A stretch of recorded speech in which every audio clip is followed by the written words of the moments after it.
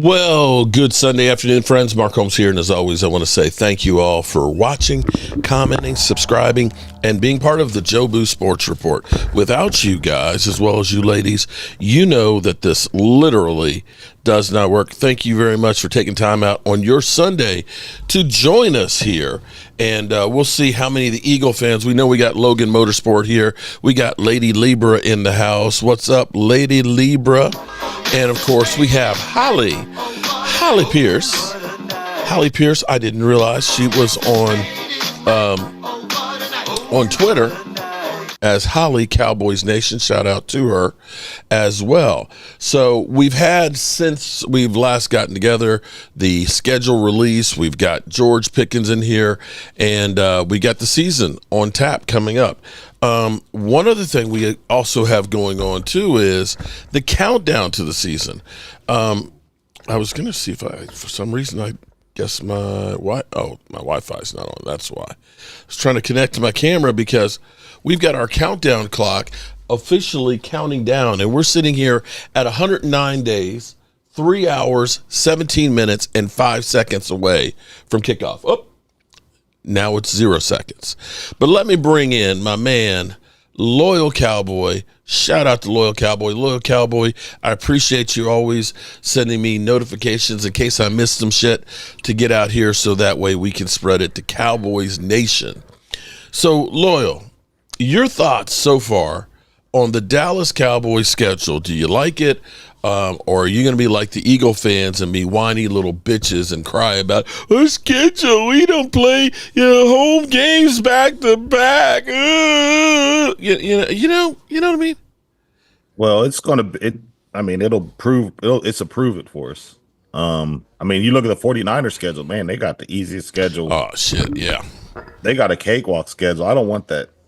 Because that just shows, because then if we did start winning, then everybody would say, oh, well, you didn't play anybody. But my thing is this: if you're going to make a push, if it was meant to be, then we need to play the best teams. Amen. Get our team's confidence up. Well, I tell you what I like is, it's going to be a new season, new coaches and everything else. We've got so many different players and stuff. And football nowadays, really, you start looking at it and saying the first couple of games are really like preseason. Very rarely do you have guys coming out of the box that are like really, really good, except for usually your worst teams, because they're playing everybody in preseason because they're still trying to figure out who should stay and who should go. Your good teams usually don't play anybody in preseason. You're not seeing Jalen Hurts playing in preseason. You're not seeing their starters playing. So week 1, 2, 3 are typically when you're starting to get actually in shape and get used to being out on the field. For us, because we are a new team, you got to think that we're going to try and get some work in preseason and try and get these guys on the same page. And maybe we can come out and play a little bit better, hopefully, than, say, the Eagles. We won't have as much rust. But then again, I could be completely wrong. We could be rusty as hell, and the Eagles could be in, tip-top shape, excited about having their season opener kickoff party and Super Bowl party in one.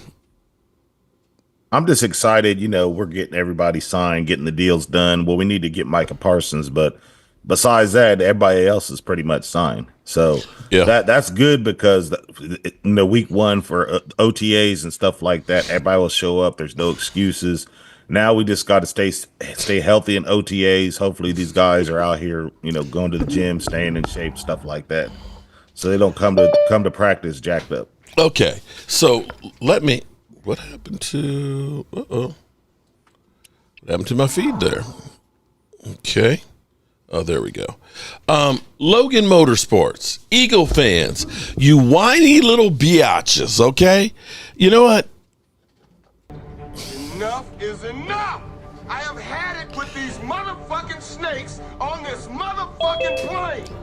Everybody strap in. Logan Motorsports. Okay, here's what I'm going to say. Yes, you are the defending Super Bowl champions. You guys keep trying to tell us that you're going to go 14-3. that you guys are the greatest thing since forever, that you are dominating everybody. You got the best offensive line in football. You've got the best quarterback. Lord knows Philly 500 says you got the best passing game. You got the best receivers. You got the all-world defense that's just going to get better. The people that you lost on your roster, you saying that you've upgraded with the other people that are there.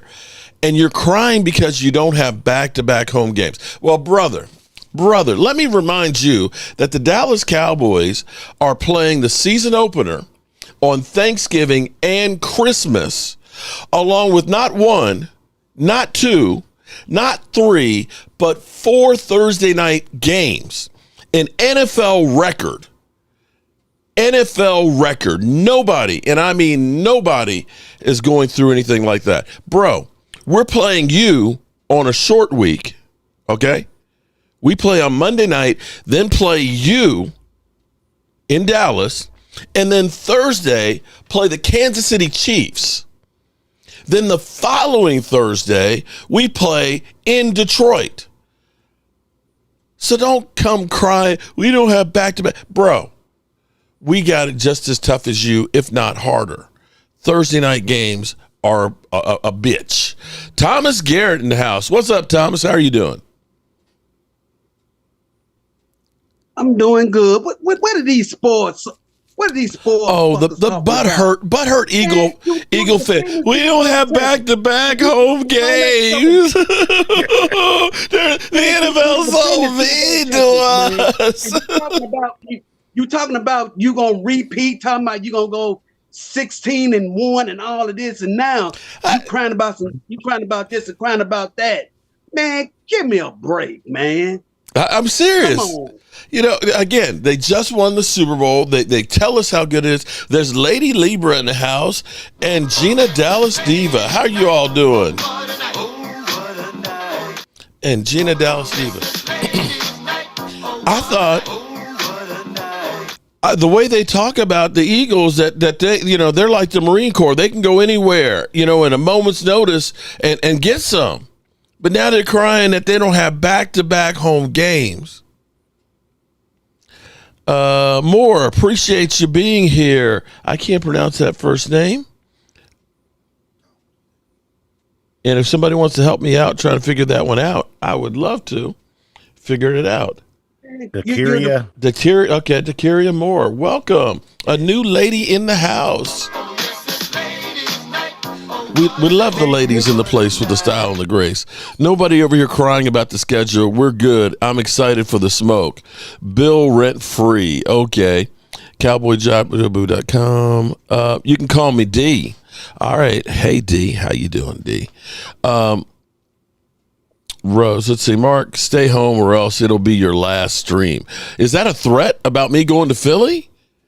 Oh, shit. Just because they said don't go, I'm going to have to go now. I'm going to have to go. Thoughts on that? Even what's the name was saying, he was even telling all the Cowboy fans don't go to the game. Brian, what's the name on NFL Network? Yeah. I forgot his name because he used to play with Dallas. Yeah. Yeah. I mean, I got Eagle fans that are like, yeah, come on. Are they trying to make me the pig roast? About Keyshawn Johnson? No, I think Brian Boldinger. Oh. Baldy. Yeah. Boldinger. Yeah, Brian Boldinger. Yeah. Telling us to stay away. Go up in there with my cross on. That's all I need. Well, here's the deal. My cross and some garlic, and then go. I've got Leo. I've got my friend Kayla that's down in Waynesboro, too. A big guy. Huge guy. He's an Eagle fan and all that. And he's like, don't worry about it. I'll get you taken care of and all that. But we were looking at tickets, and lower level tickets are $800 right now. $800. Which game's that for? The Cowboys Eagles at home. No, in Philly. Oh, in Philly, it's and that stadium is a dump. It's really a dump. It's banner night for Philadelphia.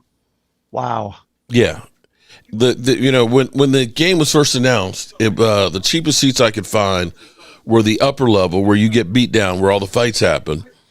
There was one ticket for $466, And That's a that's a hood section of the stadium. yeah, That's a ghetto section. yeah.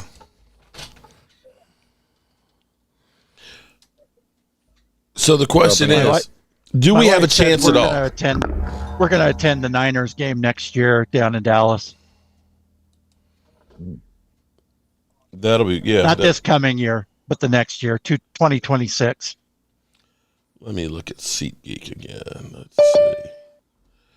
Let's see how bad it is. Cousin, yeah, Troy, I was talking to my cousin this morning. We're going to Vegas. Unleash the Kraken. Holy shit. I kind of wish I could go to Vegas, but I don't think I'm going to have this surgery in time to get down there. Wow. I'm going to try to This shit is getting crazy. Now, listen to this. Standing room only tickets are $492. Whoa.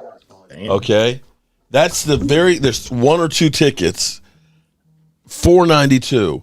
The next price ticket, corner end zone, section 233, that's nosebleed, $588. Oh, hell no. And from there, boy, Philly likes to charge up shit. the wazoo, don't they? They've got some upper level tickets that are literally now, I mean, they've been going up.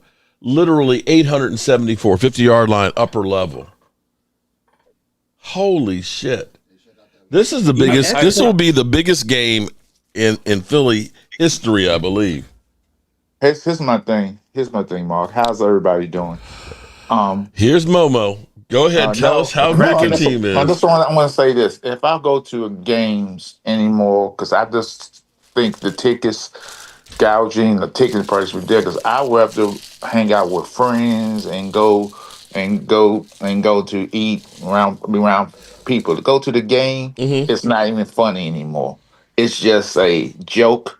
And I'd rather be around friends and barbecue outside. You got to be careful too, because I mean, look what happened. Mark, remember your guy that went to the game in Washington and that drunk dude stole on him? Yeah, I was like that. Here's what I was thinking about though. If I did get jacked up, it would go viral. Okay, I'm sure I could get the medical expenses covered. Okay, anybody that's going to fight at a football game needs to go to a psychiatrist, man. That's how I feel. Okay, but seriously, I could go. I'm trying to remember what comedian was. He was going through. He's saying, "Fuck the police, fuck the police." Go up there and say, "Fuck the Eagle fans." Over a football game, you need to go see a psychiatrist. And here's another thing I was saying. Cause I've been watching this thing on A&E. I think it's A&E. We're talking about the jails and the stuff like that in the stadiums. You know, they basically give these drunk ass folks a slap on the wrist. Hey, I'm gonna because they see somebody fighting, they got the cameras all around. They basically say, the guy's drunk, but they don't arrest the guys for being belligerent, being drunk, public intoxication. When you're in the crowd, that's public intoxication. You should spend some time in the slammer for a couple of days because. That's my opinion. Well, Momo, Lloyd, you remember the game when we went up to Cleveland, like last year? Yeah, I remember there was a fight broke out there. They had it on TV. They had the thing with it. Momo and I was at the game, but me and my cousin, we was even out. The game was over. Yeah, it was after the 2-minute one. The game was over. Everybody was leaving out. We're leaving out, and I saw about 5 guys with A&E jackets on, and we were like, "The fuck, A&E?" And they had the big camera, and it was. Oh, your internet, Thomas, man, your shit. We're getting like every other word, man. On Charlie Brown. Well, I remember it was 2 years ago. I was at the Commanders game. I don't think with that fight that broke out in front of me. Okay, go ahead, Thomas. Okay, and they had a guy in handcuffs. You think they would be walking? No, they was carrying him. They was Your hearing him. internet, the One, internet's bad. It's still bad. one of the ladies, I was like, I asked, I said, "Damn, baby, what the hell is going on?" And she looked at me. She said, "We take him one downstairs." I'm like, "Oh shit!" And that was when she had told me about Ed Nee was doing a documentary on all 32 stadiums in America. Mm-hmm. Right. Well, that fool that we had at the Commanders game, the first half he started some stuff, right, and then somebody got in security and they took him and he left, and then he came back the second half. Yeah, because they allowed them to come back, Mark. And he came back to come back because they don't want. They do that. If you watch the A&E thing, I watch a bunch of them. Most of those things, they got the cameras. They go back and talk to you, and his friends are there, and they will assure you, "Oh, he's not going to be a problem. He's okay now. He just a little emotional. He got caught up in the game." They send him right back out there, knowing that he's going to get in trouble. Once you get in trouble once, you're going to get in trouble again. And that's what this guy did. Yep. Yeah. He came on over there and stole that guy. Yeah. Now I grew a Momo on that. It's the only thing you agree on me. All right now. Well, the thought is we're thinking about getting like an Airbnb up in Pennsylvania, outside Philly, and going to a sports bar, which might be even worse because that means we're going through neighborhoods. I wouldn't go to a sports bar in Philadelphia and being a Dallas fan. I wouldn't suggest that. Yeah. What's the worst thing can happen? I get shot? No, because people get liquid courage and then they go crazy. They'll cut you. Well, words ain't gonna bother me personally, but I just know people in Philly are crazy because they'll come up and do altercations. Ain't just one coming up to you; it's several of them come up to you in Philly. The Superman complex. That's true. Yeah, you're on their turf. So you'll be a group of 3 or 2. The guy said, "Why you in?" And I bar. You don't even live around here. You don't, this, that, and they go on this tangent. Mark, I do want to speak on something. I do want to speak on something and I just know how it is being in a locker room. Here's the thing for me. What makes a good football team is a good locker room. As the best player, you have the best players all you want on your team. He may vibe with everybody in there, but it's always that one person. But you got to have good people in your locker room. He might not be the best player on there, but he gets along and he keeps the coaches and he leads that locker room where the coaches don't have to go behind and he's there to control the locker room. So nobody get out of hand, nobody's fighting, nobody in jealous. He controls the locker room. And that's what makes a good locker room. Not only leaders, but somebody else in there. Because if you got a bunch of Indians and not enough Chiefs, is the locker room going to be fucked up, and the play in the field is going to show. I've seen this too many times. And your point about that, what you trying to say? You trying to say that about my team?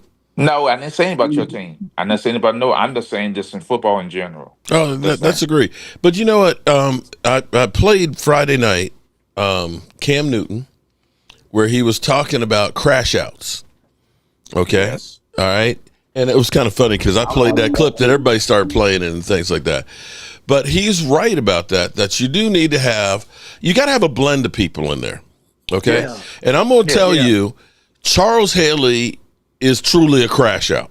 Okay. The shit I can tell you about Charles Haley is you better have your head on a swivel. I don't care if it's in a game, if it's in practice, or in the freaking locker room. He was a prankster, and he will go after your ass in a minute, okay? Yeah. You might turn your head, and all of a sudden you got something in your face you're not expecting, if you know what I mean, okay? He used to ride Joe Montana about his nose and his family. Yeah. And I can tell you, and here's where I can tell you what happened with him in that locker room, why San Francisco got him out there. Because when they lost in the playoffs with Steve Young, Charles went up there because, see, Charles, winning is something he owned. And if you lose, he ain't got shit for you except an ass whipping. And after they lost in the playoffs, he made a beeline to Steve Young to kick his ass. Right. And that's where, boom. Now, Jimmy Johnson gets him here. Now, Jimmy Johnson, and I got this on tape because I asked Jimmy Johnson about it. I said, Charles is my homeboy from JMU. And he said, Charles was one of my favorite players. And he said, what happened with Charles was I got on him in practice. And he came to him in in his office, said, Coach, I'll do anything you want me to do for you. Just don't embarrass me in front of the team. And Jimmy Johnson found a way to get what he needed out of Charles without embarrassing him and getting the most out of him. That's coaching. That's the key on there. And so you need a guy like a Charles Haley who's crazy as hell that gets underneath people's skin and people fear him. Yep. Yeah, I can tell I you. think Jimmy Johnson though was a good mentor for a lot of guys too. Oh, yeah. That helped. Yeah, he let him play and everything else. Look, you go out there, you have some fun. We gonna have some fun, but you gonna be here and you're gonna be giving everything. And the thing I see right now is I feel like Brian Schottenheimer is really getting the players to buy in. And the players are buying in with him. Yeah, you when you saw him with the whole shoddy shot. Okay, so we got our shoddy shot shirt up here right now. Okay, you see him out there. That whole thing was a team building exercise. You got all the players there. They're doing all these stupid drills and everything. The same kind of thing that your last coach did. Well, he took them bowling and stuff like that. But here's the thing. That's the same. It's the same concept. It's the same concept. But here's the difference, though. Do you see the interaction with Brian Schottenheimer and the players? I've seen the same thing with the last coach. Not with Mike McCarthy, not the same way. No. He's talking about when they hit the watermelons with the sledgehammers. Yeah, that okay, big deal. Okay, we're smashing water.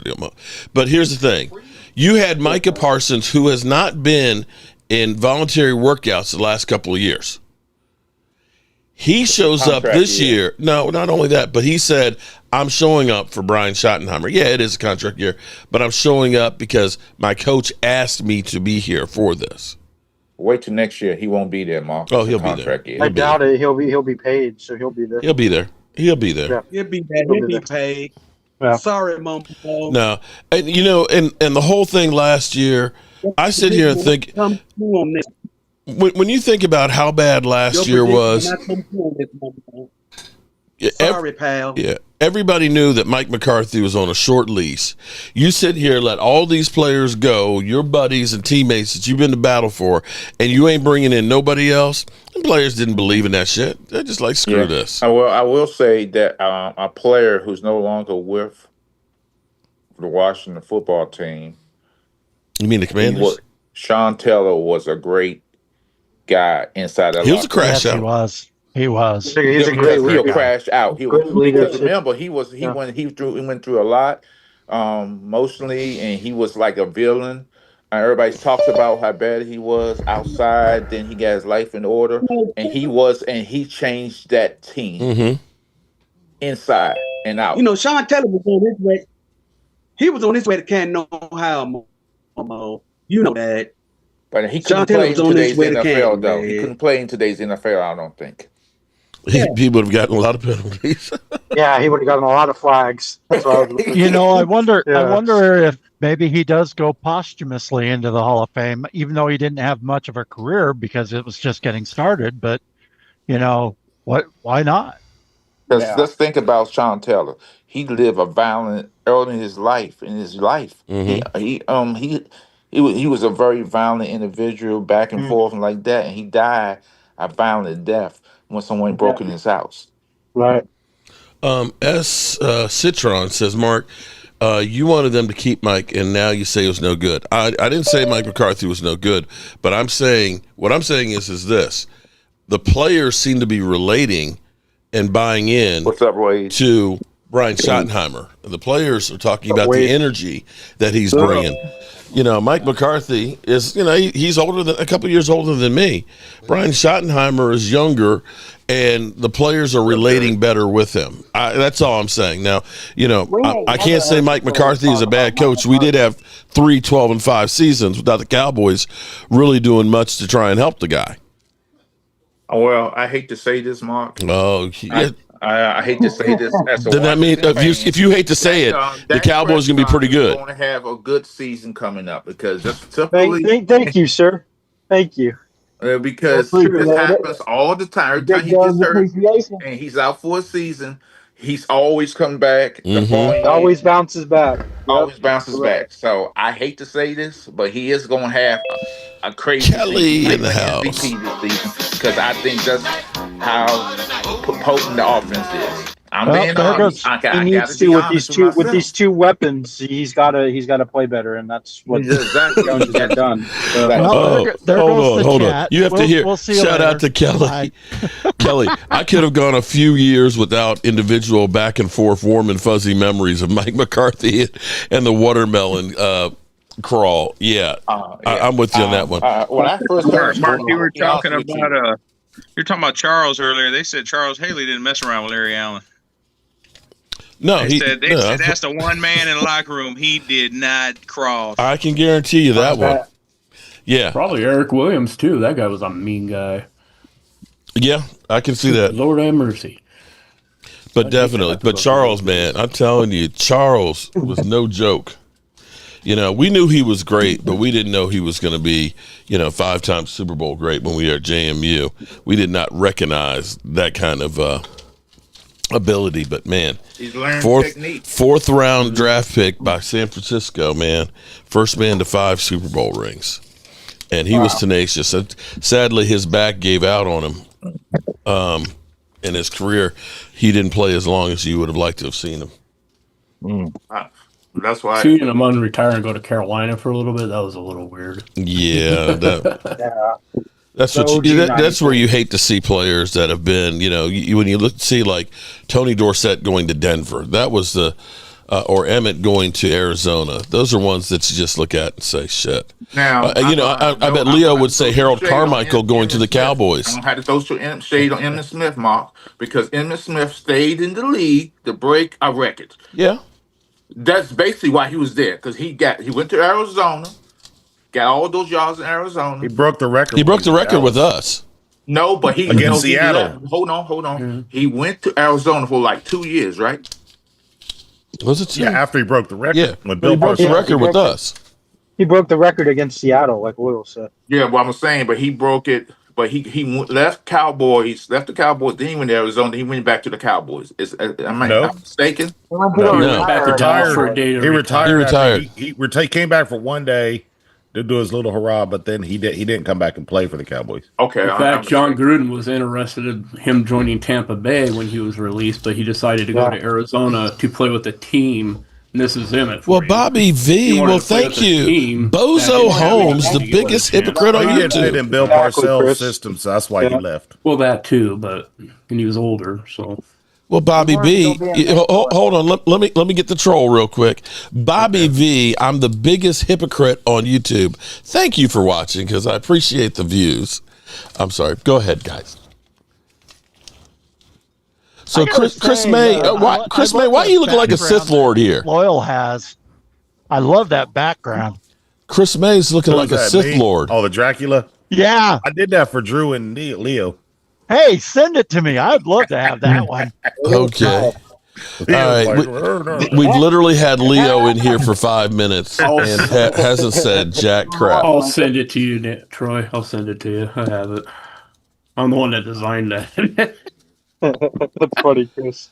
Mark, please tell us your opinion. Okay, wait a minute. Let me answer this question. Tell me my opinion of benching Terrence Steele for Brock Hoffman. Brock Hoffman actually hasn't been playing tackle. He's been playing guard and center. And I'm going to say Terrence Steele deserves a chance at right tackle. The reason being is he was rated, I believe, in run blocking as the 15th best offensive tackle. His pass blocking has been a problem. But when you looked at the Cowboys last season, where we were only running the ball like 21 times a game, it was a problem because he was pass blocking every play. But as the season went on and we were more balanced because we weren't having Cooper Rush throw for 50 times, except for one game, he was actually a much better tackle. The bigger problem was more of Tyler Guyton and Zach Martin being injured. So I feel like Terrence Steele, if we do have a balanced attack, will be a much better tackle and get back to where he was more of his second year. That would be my opinion. The ball more. I totally agree, Mark. Yeah, I mean, Steele, I feel, deserves a chance. I know he wasn't great last year, but he definitely deserves a chance. And how many people were great on the team in general? Behind him isn't better. So, Asim Richards, at best, I feel is a swing tackle. So. Mm-hmm. Hi, yeah, I mean, Jeff. I just feel like I've been hearing a lot of people talking bad about me and saying that I'm delusional about my team. We don't say that in here, Momo. Sophomore slump and all stuff like that. That's nothing. Hold on, Momo. Doesn't have a sophomore slump. Momo. So it's nothing personal, man. I'm going to say it's early. Half these players not going to make a lot of these players not going to make the team. We don't know, so we'll see. And when it happens, I tell you what, Momo, name me a quarterback who didn't have a sophomore slump. Recent history. Really want me to name some quarterbacks that didn't have a sophomore slump? Yeah, that didn't have some kind of a sophomore slump. Good. Right, man. Okay. Let's. I mean, I can look and say Jordan Love stepped back. I can look and say. I can name the obvious. Good. Peyton Manning did not have a sophomore slump. Yeah, he did. He had He didn't. He was a horrible quarterback the first year. The second year, he got better. What the hell? He had so many interceptions. It was crazy. So you're saying Jaden Daniels is Peyton Manning? One bad season, and then he never had another one. That was the first until season. He retired. That's not a sophomore slump. Let's get that right. It's the first year he had a bad season. Okay. All right. Go on. Keep going. Tom Brady. Tom Brady didn't have a sophomore slump. He didn't have a sophomore slump. No, he had a when? Wait. Okay. Let me back this up for a second. So Peyton Manning's first season, he had 3,700 yards. He had 26 TDs and 28 interceptions. Okay. His second year, he had 26 TDs and 15 interceptions. Hey, Holly. Okay, so technically that wasn't a sophomore slump, but if you looked at that and said 26 TDs and 15 interceptions, you would have said that's ass. Because I remember when Dak threw 15 interceptions a couple of years ago, how everybody killed him for leading the league in interceptions, right? Mark. I'm just saying. You know why people get on Dak Prescott and don't really like him? Cowboy fans and everybody. You know the real reason why they don't like Dak Prescott? Why? Because he's not being honest with himself. He go there and say the same old thing at every press conference. We had a good game. We'll get better. Win or lose, he's gonna say the same thing. And people want him to be more not that bad of it, and more honest. What's he supposed to say? He's got the worst owners in football. Yeah. No. He supposed to be honest with himself and the team. You elaborate on something. He says the same thing every time in that press conference. Well, actually, hold on. Let's back this conversation up for a second here. So Tom Brady, hold on here.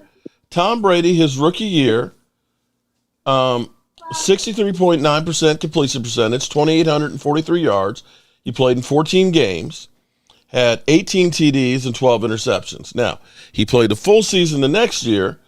His completion percentage went down by 2 to 61.1.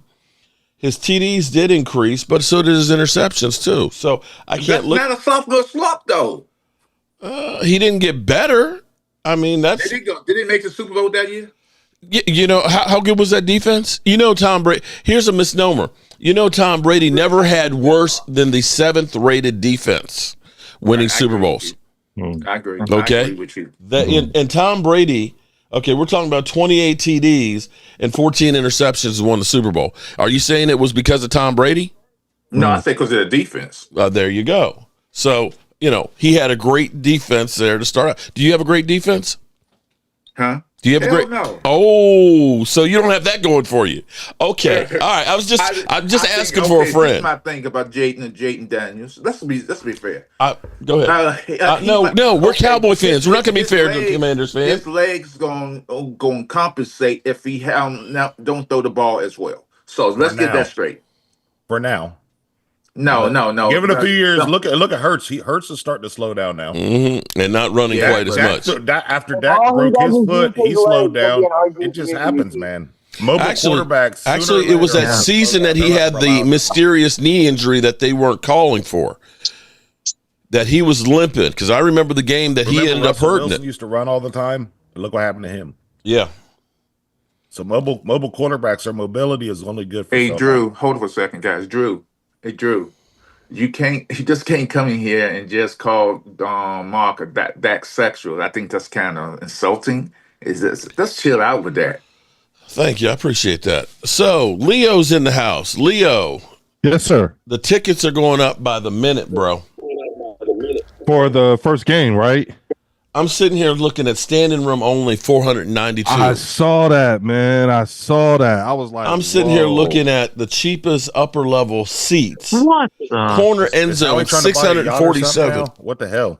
I'm sorry, say that again. Loyal? I said, is Howie trying to buy a yacht now too, or something? Now, what's up with that? No, I think it's the Super Bowl tax. It's like when you win a Super Bowl, tickets are going to shoot up. You know, not necessarily. When I went to the Tampa Bay game, I only paid like $150 for mine. I had a nosebleed seat. Wait. Dallas played Tampa Bay after they won the Super Bowl. It's $150. But was that for the game where they're lifting the Super Bowl thing? It was a Super Bowl celebration. They had the Jets fly across and everything.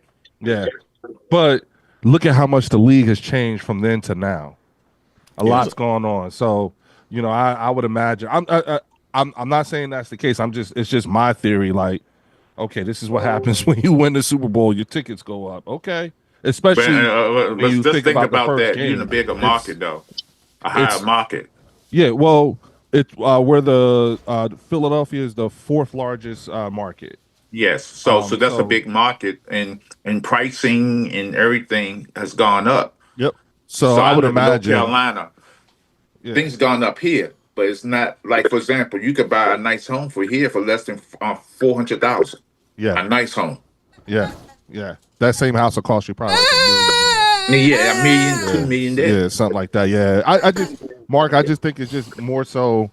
It's the first game. It's the Cowboys. It's the Super Bowl party. It's everything. It's the perfect storm. It'll be a good game. There's no doubt about that. Yeah. Okay, I can't wait for the game. I can't wait.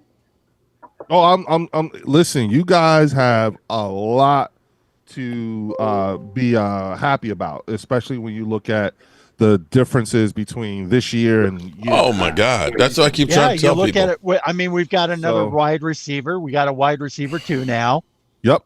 You know, an unproven run game so far, but it's still at least it's not over the hill running game. I think Javonte will do okay. Yeah, that's why I said hopeful. You know what I'm saying? Because at the end of the day, you know, and I've pointed this out before. On paper, yes, you guys look good, but the thing about it is that it's all hypothetical in theory. No one knows what this offense is going to look like. Yep. Only because this is the first time with these coaches that you have that's been put together. So we can speculate all day, but until you actually see it, you're not going to know. And that's fair. Yeah, exactly. Well, here's what you can figure, that Caton Adams, it's going to be a physical offensive line. They're going to be attacking for the running game. You can figure that much. And you know Brian Schottenheimer, coming from being a Schottenheimer, does like balance and does like running the football. When he was with the Jets, even with Mark Sanchez, taking them to the AFC Championship game. Championship, yep. Not once. So he has that.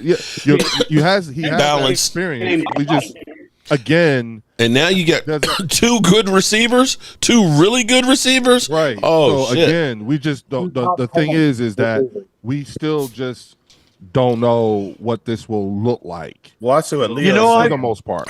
Leo is saying. Leo's saying chemistry. Leo's saying how's our chemistry? Yeah, this question mark. Yeah, I mean, I think that's the focus of the. That's fair. How's our chemistry going? But Loyal. I mean, from what I can see, you know what I'm saying. I can't I can't put it down. I mean, the guy's done things like move people's lockers around. Mm-hmm. You know, you see him amongst the players more so, right? And in real moments, not like that's my boss. It's like that's my buddy. Now, I'm more or less just like, but then there comes. I've said this before. You guys should practice a little bit of cautionary optimism. You understand what I'm saying? Only because after so many years of letdown, you know what I'm saying? You know what? How do you protect you need some confidence, building yourself up as opposed to this whole thing. We scared of you. No, as opposed to this whole thing. Well, we're just happy to be competing with the. No, screw that. Build this thing up. Get some confidence in yourselves, because I think the Cowboys. When you go to the character issues, when we're winning, oh man, we party and everything else. When we start losing, we turn into a shell, and we're just kind of like, no. Let me get some guys that are a little aggressive. Let me get some guys that are excited. Let me get some guys that are lighting some fires.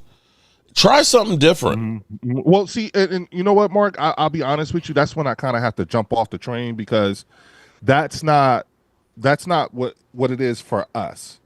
You know what I'm saying? We're more so just worried about, health, and getting into the postseason and winning another Super Bowl. Mm-hmm. So the conversation, like the outlook and the conversation or the priorities, are just a little bit different, because we're not wondering what our team is going to look like all around coaching. Offense, our guys did what your head coach did. We hired from within. You know what I'm saying? So just the head coach. Yeah, our OC. Yeah, but I'm just saying it was still within. The only thing I know of about our offense is at least I know the language won't change. And here's an interesting take. Mm-hmm. Because Kate and Adams, what they're doing is they're not changing the language. He's learning the language and changing his. Right. He's doing is he's wrapping himself around the players rather than the players, as opposed to saying, I got 11 guys that got to learn my thing. It'll be easier for me or easier for them. They keep their shit, and I'm the only one that's got to learn theirs. Yeah. Now, I know, again. Lovely Mark, Linda. What's up, Linda?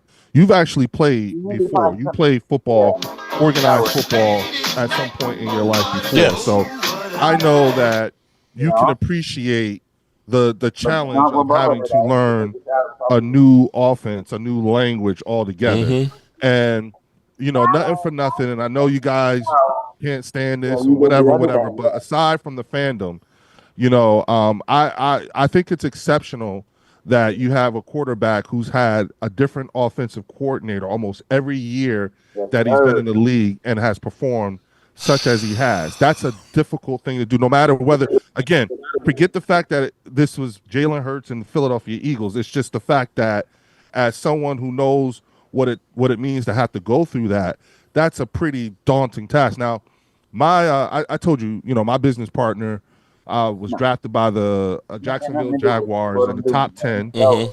You know what I'm saying? And he went to the Baltimore Ravens, and he played on the offensive line. And you always talk about having been a nose guard. Mm-hmm. And without knowing it, Mark, you have said, and I told you this before, you have said a few things at the same in a different way, but the same thing that I've heard him say. And he told me that it is very, very, very difficult to play on the line, whether it be offense or defense. But from an offensive lineman perspective, you have to. He said, it's not just that you got to know what you're doing. He said you got to know what everybody else is doing.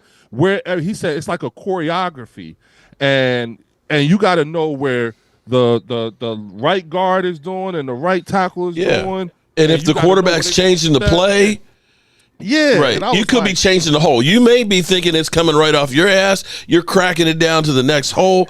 You're pulling. I mean, it's like and then taking. He said, then you got to take in. He said, not only that though. He said, but then you got to take into account what the guy in front of you was about to do. Right. And where he's lined up at. And I remember one time you talked about, when you're playing nose guard, it's whether you line up on the right side, the right shoulder of the tackle, where you're shaded. Yeah, you can be shaded to the left or shaded to the right. Yeah, so when you brought up some of the things, like I remember Brian Baldinger talking about breaking down film and everything like that, and the one thing that I always appreciated was the fact that he said every member of that offensive line can pull, which is something that is unusual. Mm-hmm. And then I remember not too long after I heard him say that, that's when I remember you got on and you talked about what it's like playing the nose tackle position and the things that have you got to have your head on and the so swivel. So it just I'm just pointing these things out to say, like, it gave me, as a fan of football, period, it just gave me a different perspective and a different appreciation for all the things that have to go into it. So I'm a little more excited. That's normal if you played offensive line or defensive line. Momo, I did not play offensive line, and I'm saying I thought you played football. I thought you played some organized football. I did not play football at all. But what really? I'm saying to you is that I'm just relaying to you an experience I had listening to someone who played offensive line for the Baltimore Ravens at a high level, and then listening to Mark Holmes, who played football in college.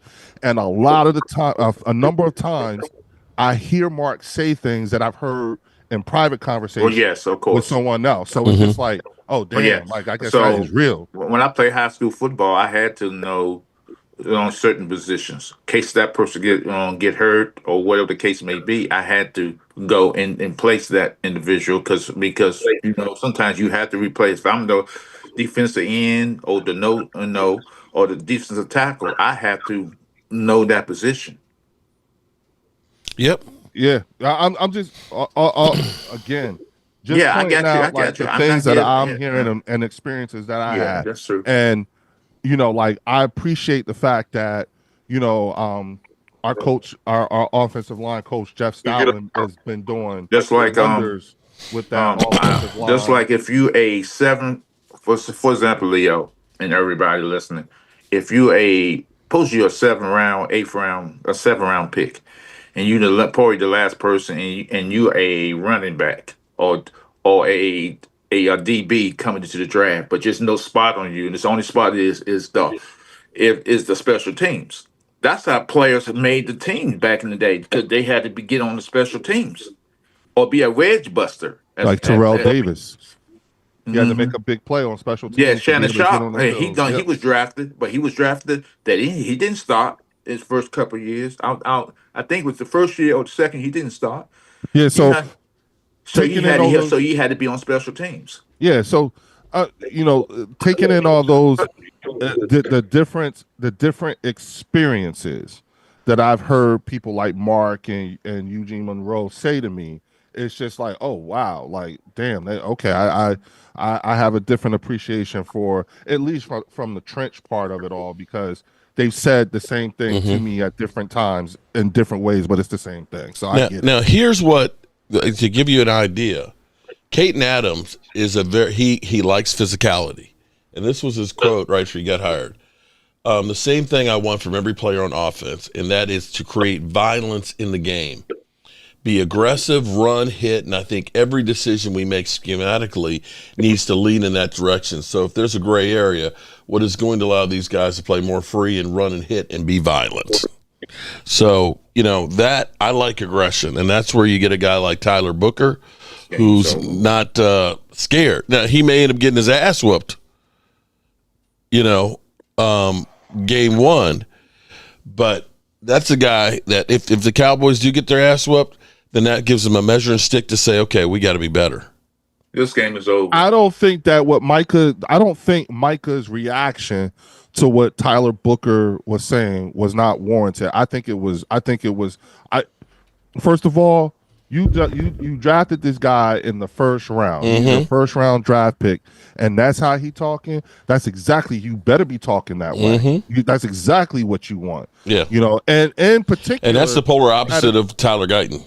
Right. And then on top of that talk came at the same time you guys are trying to address culture issues. So it helps with that. Now, does how that actually translates. Excuses for Tyler Booker. Now, how that translates on the actual playing field, that's yet to be seen. But you want a guy especially a rookie coming in talking like that. Okay, yeah, because you know what, Mark, now you better back that shit up. Yeah, remember when Jalen Carter? I think all rookies talk that way. Got they don't got a microphone Eagles, in front of them, though. Jalen Carter said almost the same. He said, "Hey, get Philadelphia, get ready. We're gonna win the Super Bowl." 2 years later, it happened. So it's just like, okay, like you want your rookies talking big like that. You know what I'm saying? Because if he wasn't thinking that way, I'd have a problem with it. You know what I'm saying? Hey, so hold on. Y'all don't know this. That's that SEC shit. If you ain't come from the SEC, you don't know nothing about that. That's that SEC talk. Yeah, that's that real shit. Well, and Thomas, that means they're coming from places where culture was a thing. I live in SEC country. If you don't play in the SEC, you don't talk like that. I know most of y'all from the Big 10, Big 12, and all of that. But if SEC, we talk like this down here. I think every player talks like that. Talks like that when they draft. But they want to prove that way. I don't think that's because where you come from, people talk smack no matter where they from. Okay. They're gonna talk smack on the football Well, let me field. talk smack about this one. It got nothing to do with what conference you come from, as far as I'm concerned. Okay. Well, again, when you're a team that's talking about culture, like when you're putting an emphasis on culture or building a culture, you want guys like that. I mean, Mark from said not DC. too long ago, I talk much shit. You want some crash outs, right? Yeah. You know what I'm saying? So I could appreciate that too. We had Brian Dawkins, who was a crash out. You know what I'm saying? We had Asante Samuels, who was a crash out. You see what I'm saying? So I could appreciate the sentiment. And you got Momo, who's always been a crash out. I can appreciate what you're saying what you mean when you're talking about the delicate balance between having the crash out and then building the culture at the same time. The whole 9 yards. I thought Jimmy Johnson was a crash out king. The way he handled Charles Haley. You know what I'm saying? So because you was using Charles Haley as the example. You know what I'm saying? So I'm again. Oh, but he had other ones like Kevin Gogan was another one. I'm talking about the example that you were using earlier when you were talking about Charles Haley. I was like, I actually get that. So again, not trying to. Now this was surprising to me because I had to double check on it because I did not think that this was the case. We were last year third in the NFL with 52 sacks. Me too, Bill Cosby. And surprisingly, the Commanders had 43. And I was really shocked when it was the Eagles only had 41 sacks last year. You would actually think that it would have been the reverse because so many teams were trying to catch up to you. You know, we had games that are blowouts where teams are running the ball in the second half and everybody's always running against us. You wouldn't think we would have as many opportunities as the Eagles. And looking at that, knowing that Micah Parsons was gone for 5 games, D-Law was more of a run stopper and he's gone, the Cowboys could be Sam Williams Sam Williams was gone. All at one point.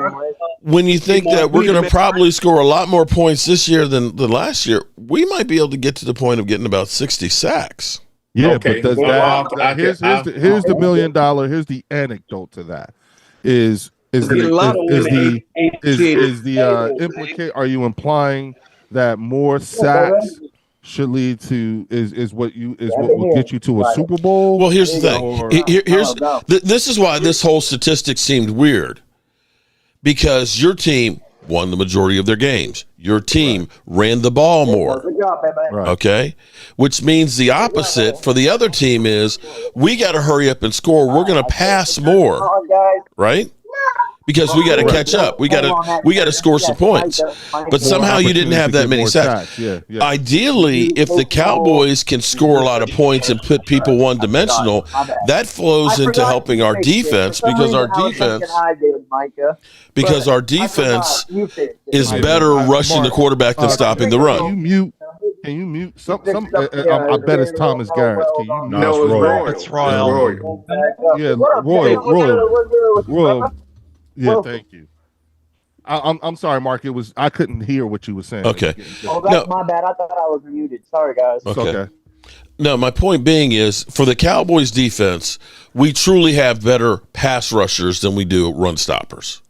If the Cowboys offense having, now George Pickens and CeeDee Lamb, which should make everybody else in the offense better, because if you put 8 men in the box and I got CeeDee outside and I got George Pickens, I'll take that every day. Okay, that's fine by me. I'll go ahead and have those two go deep. One of those guys will be on receiver. I'm here to make a prediction, another prediction. Here we go. Michael Parsons, I think they're going to change his defense in. I think he's better suited as what his position is. I don't think he's going to be rushing the passes as much as you and the Cowboy fan base believe. I don't know about that. I think it'd be because remember, Michael Parsons has not been really coached up like he should be, because I think he's out of position.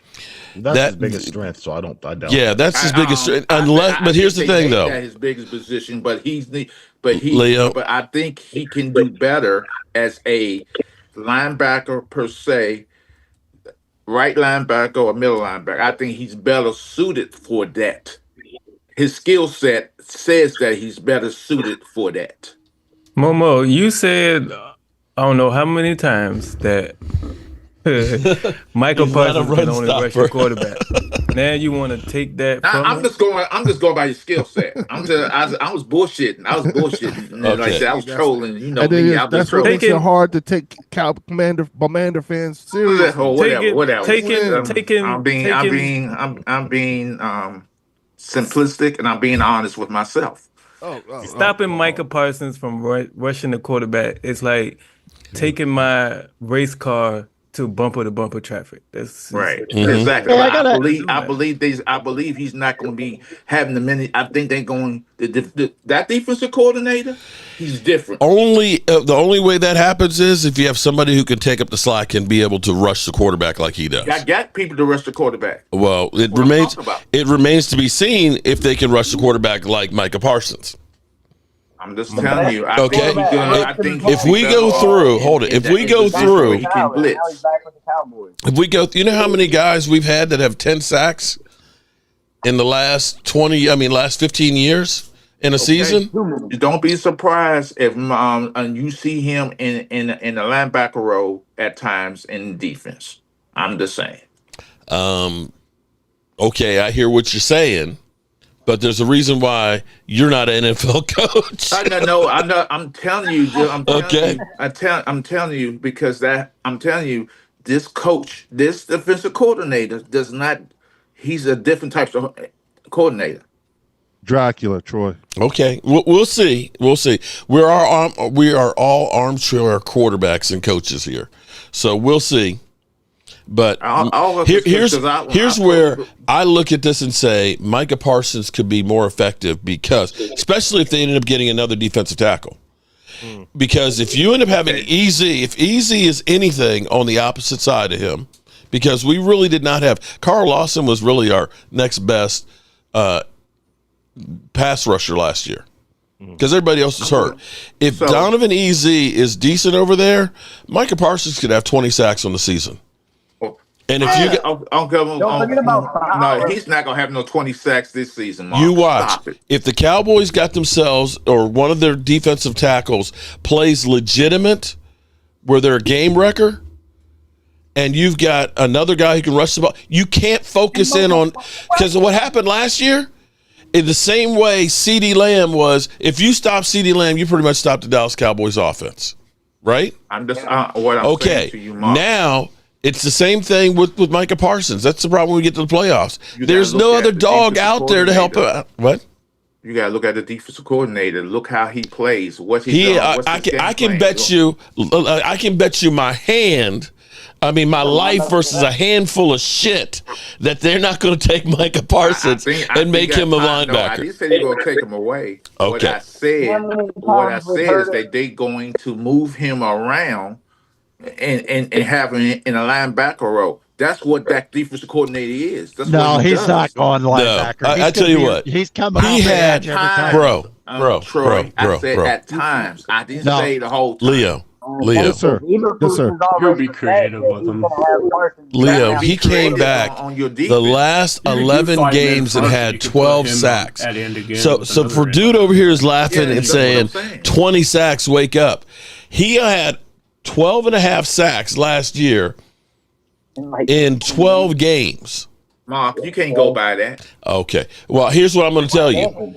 You got a better team on defense. You have more edge rushers. You got a Robin right now. Hold on. Second part of this is your offense, if Dak Prescott stays healthy, will score a whole lot more points, which will put the opposition, forcing them to pass more, which will give them more opportunities. Well, Mark, I'll say this. Listening to everything you're saying about that, about your line, the whole 9 yards, I'm talking about your defensive line, your edge rushers and stuff like that. It sounds to me like you have to have one hell of an offensive line to be able to handle that, which I think we do have. It always goes back to you. Yeah. I take again, listening to all this, I'm just like, okay, well, I'll take the Pepsi challenge. I mean, 4 of our 5 guys were all pros last year. You know what I'm saying? So, and when it comes to our defense, this will be our defensive line's second year in the Vic Fangio system. Yes, I hear you. All right, moving along with okay, I got it. We know you guys are the greatest thing in the world. Mark, listen, bro, you're the one who made the point about the sacks and everything like that. At least allow me to complete the thought on the response to that. Okay, and that's what that was my response to what you had said earlier, which is you're surprised 41 to 53, I think you said, or something like that. And I'm saying, you know what? Yeah, that was a defensive line who was going through learning a new defense at the same time. Mm-hmm. And this is the second one. And then on top of that, when you look at the losses like Milton Williams, Darius Slay, Oren Burks, CJ Gardner-Johnson, the good news is that we have more guys returning from going into their second year in the same system than we have guys who left. So that's all. I just wanted to at least respond to that thing you said about 53 versus 41 and how surprising it was. Yeah, there's got to be a reasonable explanation for that. And the last point I'll make is that the good news is that 41 sacks still got us to a Super Bowl, and we won. I'm not I would have thought, okay, and it wasn't meant to be disrespect. My point was, I'm surprised that it was only that many, because I would have thought that you would have had more teams that were chasing you, in which case that front line would be getting to the quarterback more often, and it just didn't. And I'm just sitting here looking at the Cowboys. Here's the reason why, Momo, I will tell you that I think you're wrong on that, because when you have a person who requires double teams and sometimes triple teams, you are setting up opportunities for other people. And that's legitimately what Micah Parsons does. And you don't have a guy that can require, as an edge rusher, at least not yet, that kind of respect, where you look and say, this guy can blow up the play by himself. And if you take him and make him a middle linebacker, you are reducing what that pass rush can be. Because what he does, because he's so good, is part of the reason why Osa Ndigizua has as many pressures as he does. Here's the problem. He has to learn how to recognize when there's a screen pass. He has to recognize when there's a draw play. You know what? Here's my thing. If I've got a guy that's going to get me 15 sacks, I got 10 other guys that requires double teams and sometimes triple teams. I got 10 other guys that I want to take care of that stuff. I want to use him for exactly what he does. Because you can take Charles Haley. Charles Haley wasn't exactly a great run stopper either. Charles Haley, his job was, you get your ass up the field and you get off to that quarterback's ass. That's your one thing. That's what you do. Beat him down. No, that's because here's the difference. See, the difference is if you want to have sacks and pressures and all that stuff, you have to be aggressive from play one to get upfield. If you're playing the run, you're staying at the line of scrimmage. So which one do you want? Do you want me to play the line of scrimmage and stop the run, or do you want me to put pressure on the quarterback? And we don't know the defensive philosophy here. It may have been said, Micah Parsons, we want you to just wreak havoc upfield. That is your responsibility. In the same way, as a nose tackle, listen to me for a second. Wait, Momo, listen to me for a second. In the same set, as a nose guard, I remember being in a JV game. I could shoot the gap, get between the offensive linemen. Right. I literally got in the hip pocket of the quarterback and tackled him and the running back as he's handing the ball off. And literally got cussed out because that was not my assignment. My assignment was hold up the offensive line. So you're up here making the assumption that Micah Parsons just doesn't know how to do the run. You don't know if the coach is saying, I'm taking the one thing that you do great, and I want you to do that every single play. Get upfield and be in the backfield. I'm telling you, Mark, this Eberflus is not that type of defensive coordinator. We'll see. I'm glad you know everything. And you know what? Has Eberflus had a guy like Micah Parsons? Say what? Eberflus said in his interview when he came back to the Cowboys that he was going to have Micah going after the quarterback. That's all talk. That's all talk. Okay. I did a reaction to it. How's that all talk? I think that's all talk. That's what. Momo up here showing his ass without showing his ass. Okay. We've heard the Micah Parsons is going to be moved around. They try it, and then what happens? They go back to him rushing the passer. I'm just saying it's May, and I'm allowed to talk my shit now. When July and training gets happen, we'll see what happens. He wants to get it out now because the season ain't gonna be like last year. It's been a lot of talk. It's been a whole lot of talk. We going 11-7, and we going win the division. So what you got talking about? What y'all talking about? You know, okay. Let me see if I can get this correct now. Hold on. Let me see if I can get this correct. So you have a person who is in the top 2 or 3 in a skill in the whole NFL. Right? And it's not just 1 year, it's been every year of his career. Instead of doing that, we're going to say, okay, we're going to make you do something different as opposed to what you do that's great. Is that what you're saying, Momo? No, that's not what I'm saying. That's what you're saying. You're saying times they gonna have him doing different.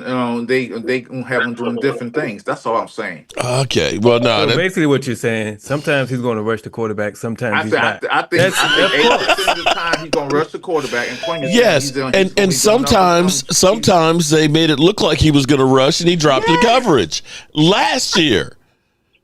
They've been doing that. Okay. You were saying what he's been doing. That's crazy. The defensive coordinator for the Dallas Cowboys, y'all probably gonna run him out of town too. So every defensive coordinator y'all chase him out anyway. So this ain't gonna be nothing new. Mike Zimmer retired. Really didn't chase him out. But who did you chase out? Who did y'all chase out? No, Zimmer. Momo. Mike Zimmer retired. Remember? Wait, well, okay. You had Wade Phillips. You had Wade Phillips. Y'all Mr. Handclap. Made him just much money as the head coach. But y'all chased him down. how many people have the damn Washington football team chased out of town? Probably a lot. The owner was horrible. Oh, Lordy. But this year we going 11-7. We gonna win the division. So that's all I got to say about it. 11-7. There's only 18 games. I can't wait to be talking smack. Because Momo, I got your phone number. When your quarterback has the sophomore slump, including the playoffs, and they have a losing record, I'm gonna be calling you every day, bro. Call me every day. I'm gonna call you every day. Please do. Lord have mercy. That's the right person to call. I can smell a smashed quarterback in Washington this year. I could smell 1,200 yards rushing the ball, or him running the ball, and 2,000 yards, maybe 5,000 yards passing. So let's get it cracked. What is the Oh my definition God. of delusional? Momo. Leo, have you been sending him some of that weed, man? You know what, Mark? I think I actually do need to send him some. You know I don't know what whack weed he's smoking. Yeah, I don't think he's smoking the right stuff. Did he say 1,200 yards rushing and 5,000 passing? He said 2,000 yards rushing and 5,000 yards passing, and they're going to win the division. Leo, have some of that herb delivered to you. What's that, Thomas? Gina Dallas Diva. Have some of that herb delivered to you. You know what, Tom? Have some of that herb. No, Thomas, I think you're right. I think he is in need of it. The good stuff, because whatever he's smoking it's got mold in it, and it's going to his head. You should be, as a Commanders fan, you should be focused. And Linda, he said 5,000 yards passing and 2,000 yards rushing. The last time y'all had a rookie quarterback go crazy, he disappeared the rest of his career. Okay, can I explain that? I live in the area. Mark live in the area. Mark could tell you what happened. He got big-headed. Him and his delusional wife. He sacked the offensive line. Ooh. He started going out, hanging out with the owner, going to parties. No. What it was is he got his leg jacked up. Dwayne Haskins. No. RG3. No, Dwayne Haskins. And so the offense okay. could block for him anymore. They say we're done. The whole RG3 got hurt. That's why he left. Yeah, RG3 got his knee jacked up, and then he got exposed because he couldn't get outside anymore. Yep. Hold on a second, guys. Didn't he come to the league hurt too? Turn on Robert Griffin. The whole team turned on him. They didn't want to block for him. They want nothing to do. Well, and I'm going to tell you, Momo. Like I went to training camp and ran him up and down the field till he got injured. I went to Washington training camp, his second year, and they were doing the whole Adidas campaign, all in. Right. And I was looking at him training camp, and I was like, that knee ain't healed. It wasn't anywhere near healed, but that campaign kept him on there. Because you know why, Mark? You know why? He didn't want the other quarterback. The other quarterback name? Kirk Cousins. Atlanta now? Kirk Cousins. Kirk Cousins. He didn't want Kirk Cousins to take his spot. No, it was all publicity. It was the marketing thing for Adidas, man, all in. Yeah, it was. It was horrible. Yeah, and then he decided he wanted to be a pocket quarterback, and he was not a pocket quarterback. His daddy came out and had that stupid press conference saying, "Hey, my son gonna be a pocket quarterback. He's on like that. He's not gonna be running the ball like he normally do." I said, "You gonna take what's best, what he does best?" But he was the best. He gonna do what? He gonna do what? Wait, what? He gonna take what from what he does best? Why would he do that, Mama? Didn't he have a praise for RG3 when he came? I'm talking about the quarterback. Why are you even going down that rabbit hole with him? Oh, shit! Like, come on! Like seriously? I'm just saying, 11-6. Y'all get used to it. Do you realize that Momo had to go all the way back to RG3 to make his point? No, because that's how bad we been. Come on now, sophomore slump. That's how bad we been. I ain't got no good things to happen. And these people have revisionist history. Yeah, okay? You do too. No, we have a Super Bowl. No, shit. We're off the rails here. History. You had your Cunninghams. So don't and speaking of which, Mark, that was the one that hurt me to see in a Cowboys uniform. Who? Randall. That was the one that hurt me. That one hurt me more than Harold Carmichael. Any former Eagle playing for you guys, Jason Peters and so on and so forth. It just hurt to see, the weapon in a Randall in a Cowboys uniform. That one hurt me, and I'm only speaking about myself. Well, I'm going to say it didn't hurt me seeing Orlando Scandrick wearing it. I'm sorry, say that again, Mark. I said it didn't hurt me seeing Orlando Scandrick wearing it. Yeah, I'm trying to think of who did I hate. DeMarco Murray. It actually didn't hurt seeing DeMarco Murray because he stunk up the place. That didn't work out. DeMarco Murray didn't work out. Scandrick didn't work out. From the Cowboys. Orlando Scandrick. Yeah, didn't. Y'all had Miles Austin, didn't you? Yeah, we had. I said Miles. Yep. That didn't work out. Herschel Walker. Yeah, Herschel Walker. Yeah, but I'm just again, guys, and Mark, I just want to address this one thing real quick because you played the clip a couple of times this week about Micah and CD and them reacting to the Guantanamo Bay thing or what have you. You know, I'm gonna keep it all the way a buck. You know what I mean? There's something to that if you think about it, because when CD played against us last year, which was Quinyon Mitchell's first year. You mean with Cooper Rush? With Cooper, I can't do shit against the Eagles rush. Yeah, hey, yeah. You know, but I'm just saying because your man was on that same shit talking about I ain't never been locked up. I ain't never, bruh. You only had like a couple of catches against us, and you ain't had no touchdowns. And you didn't even play in the second. You didn't play in the second game. So there's some validity to what they're saying. Now, if you want to add the Cooper Rush part of it all to it, fine, no problem. But don't say that my man didn't do what he was supposed to do against y'all. He did. You had good games, I guess, or statistical games against a lot of other teams. But when it came to the Philadelphia Eagles, you did not have a good game when you did play us. You had fact, you had a terrible game. I'm looking at Cooper Rush versus the Eagles. Man, you talk about sad. Cooper Rush, in all of the games he's played against the Eagles, has 2 TDs and 5 interceptions. I think that's what somebody needs to send that to Micah and CD when they're talking about when they were talking about Quinton. When you're talking about a guy that's had a 51% completion percentage against the team, I don't know that you can talk about CD Lamb because Cooper Rush couldn't hit anybody. No, listen. All I'm doing is addressing that clip that you put out where Micah and CD and them was playing golf or they were somewhere, and then they were reading the Guantanamo Bay. Again, let me preface it this. In 3 starts against the Eagles. No. He's got 383 yards passing. Listen, last 2 TDs and 5 interceptions. Yeah, but last year was Quinyon Mitchell's rookie season. They only played going against Cooper freaking Rush. Okay, yeah, Cooper Rush, who only threw 45 yards in the game. Yeah, the whole game. Yeah, so to everybody. Okay. Yeah, y'all shut down. So come on, okay. Come on, bro. Yeah, so okay.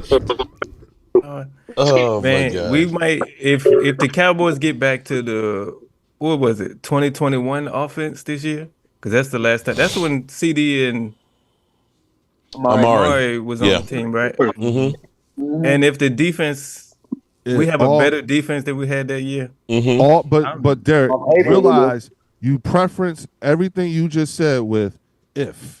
You know what? If too. It's if for you guys too, man. It won't be a will. Everybody's ifing right now. Oh my God! You know the Texans coach was quarterback was like, I'm a top 5 quarterback. Was he a top 5 quarterback this past year? Jack was having a good season before he went down. Oh, you mean when we were rushing 51 yards a game? He started out without a second wide receiver. My man was on camera talking about we fucking suck. So I'm just saying, collectively, everything. Our defense literally had 2 games that they couldn't force a punt. He said, "I'm about to buy me a truck." We literally had a defense that 2 games could not force a punt. He was like, "I'm about to buy me a truck." That's what he said. You're about to buy a truck. Look. All I can go off of is the last piece of film that I have when it comes to, the Dallas Cowboys and the Philadelphia Eagles. That was not okay. You know what? Keep that in mind. Think that that's the team that you're gonna face. No, think that's the team you're gonna face. No. Listen, all I'm saying is you know who you going against. Mm-hmm. You don't know what you look like going against that team. Now, what you do know is what y'all looked like the last time you went against that team, and it wasn't the same team, bro. The last time Dak played the Eagles with what? Was that the 3rd and 30 game, or was that? I'm talking about last year. I'm only going as far back as. But you can't call last year, man. We were injured. I'm talking about that last year, bro. Quinyon Mitchell was a rookie last year. You know what I'm saying? Cooper DeJean was a rookie last year. Get nervous, Mark. CD and Pickens running loose. Talking. I don't blame him for being scared. Laugh out loud. They're getting nervous. Got it. I got it now.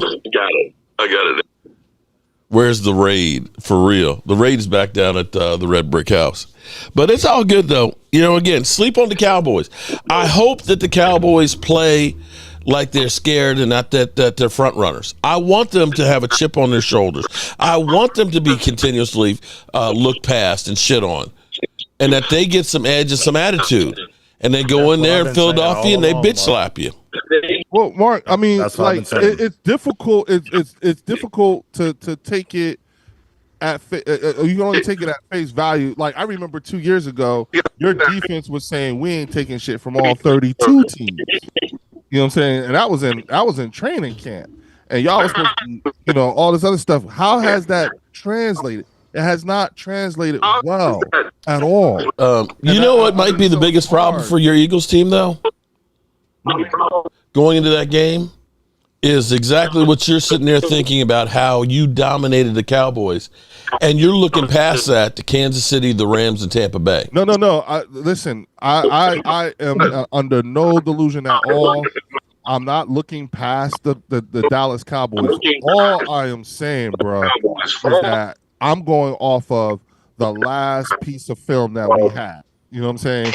And that was with Cooper Rush as your quarterback and not. And that's got absolutely nothing to do with this team. Exactly. You're going to have a different quarterback, different offensive coordinator, different head coach. You've got everything that's coming, and different players. So here's the thing.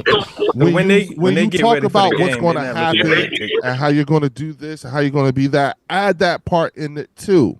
That's all I ask. Okay. Is that look at it this way. Wait. Let's look at it this way. When Tampa Bay went out and they got Tom Brady, did that make that team that much better or not? Yes. Because in essence, that's basically what we're doing. I'm not saying he's Tom Brady, so don't send me your hate mail. No, but we're upgrading the quarterback position from Cooper Rush to Dak Prescott. When you got A.J. Brown versus Rhaegar, right? Did that upgrade your team or not? We went to the Super Bowl that year. Okay, so we've done both of those moves right there from the team that you're comparing from last year. We have two major upgrades on the offense that we didn't have last year, right? Yeah, but what do you have? What's the common denominator between the two? What do you mean? What's the common denominator? Who else? Who was there last year? That's there this year. Jerry Jones. That's okay. You can take Jerry Jones out because you can take Jerry Jones. Hold on, what was happening those years that happened this year? Yes, in past years, if you go by what we did last year, but see, we ain't done a Pickens move since Amari Cooper. Again, a reason why to be. I get why you should be excited, as you should.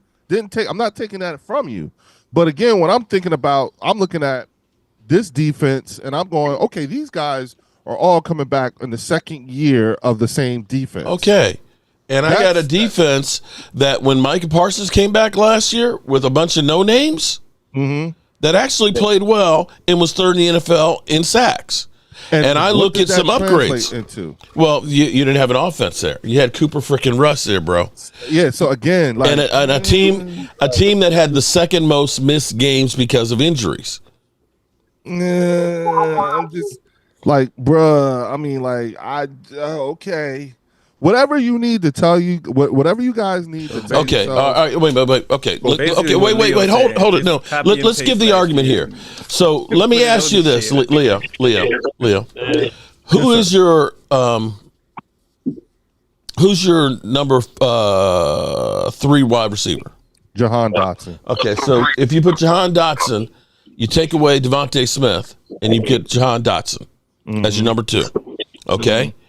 Who is your third string running back? Will Shipley. Okay. Will Shipley's now your running back. Who's your backup quarterback?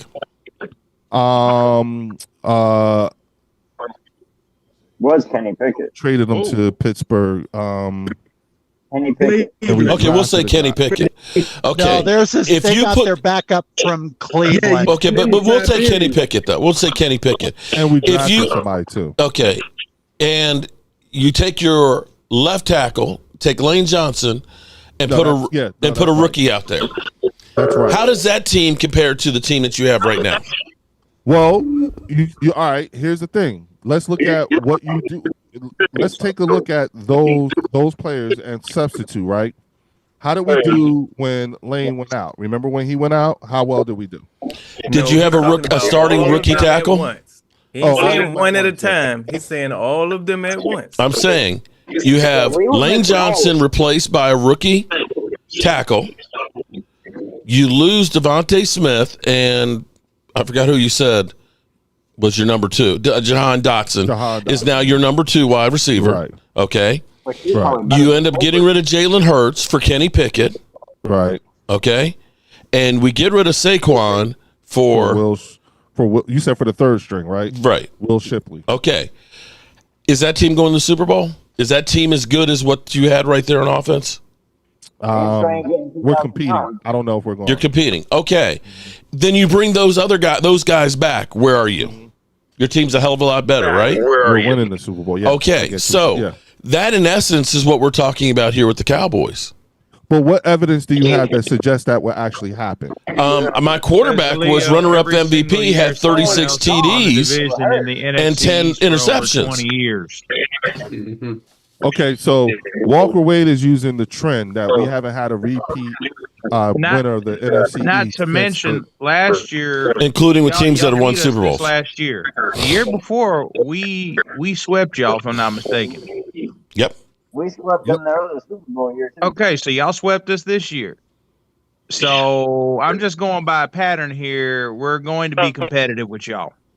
Right. Okay. So, especially week 1 going in healthy.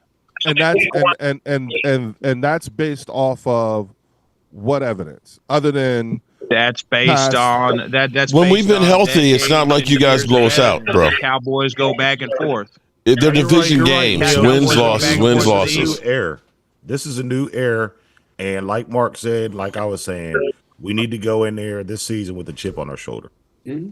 I'm pretty sure that Drew, Mark, Dallas Sachs don't because this is the first time he ever got a job. No one else wouldn't give him a job. Yep, that's true. Head coach. So I believe that he'll go into the season with a chip on his shoulder. He's got something to prove anyway. Now, the lineage he comes from. What season? What year did you start the season without a chip on your shoulder? Oh man, because you guys have had the same chip. Because everyone's been teasing you guys about not having won a Super Bowl in X amount of years every year for at least the past 20 years. Well, you got to go back before Bill Parcells because Bill Parcells, everybody knew when Bill Parcells came, the expectations were high. Right. When Wade Phillips came in there, he was kind of handpicked by Jerry Jones. Right. To be a passer. Jason Garrett was handpicked that was Camp by Jerry Cupcake, Jones, right? And Mike McCarthy was handpicked by Jerry Jones. Right. Yes, Shoddy was handpicked by Jerry Jones, but he didn't have any prior coaching experience prior to that. Other than being a coordinator. By Stephen Jones. I don't think people started talking about the accident waiting to happen until Jason Garrett got a hold of the team and was with us for a while. Because before that, I didn't hear much talk of that. Yeah, I didn't hear much talk of the Cowboys can't get it done or no. I didn't hear much talk of that like in 2007 or 8. Yeah. When we were going 8-8 3 years in a row and we could never get in, that's when it started. That's when they should have fired Jason Garrett. The clapper, was there for too long. It was 3 years in a row. If we won, we were in the playoffs. Yep. And we lost all 3 times. I'll say this, again, I've given you guys, respectfully your flowers in terms of having, what you guys are doing. I think the activity that I've witnessed thus far this year is actually quality activity. It's the kind of activity that if I were in your position, I would want to see. I mean, again, and I've always said, I don't know what this is going to look like, but damn it, do something. And this year, it looks like y'all did something. With that being said, we're not the same. You know what I'm saying? Our concerns are not the same as yours. We're We don't have culture concerns that we're trying to address.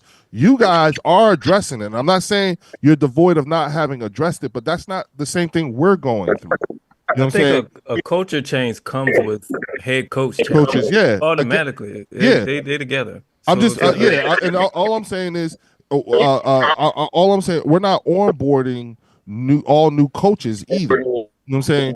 We weren't devoid of talent, such as the way you guys were when it came to last year versus this year. You know what I'm saying? We're adding depth pieces. You guys are trying to find starters.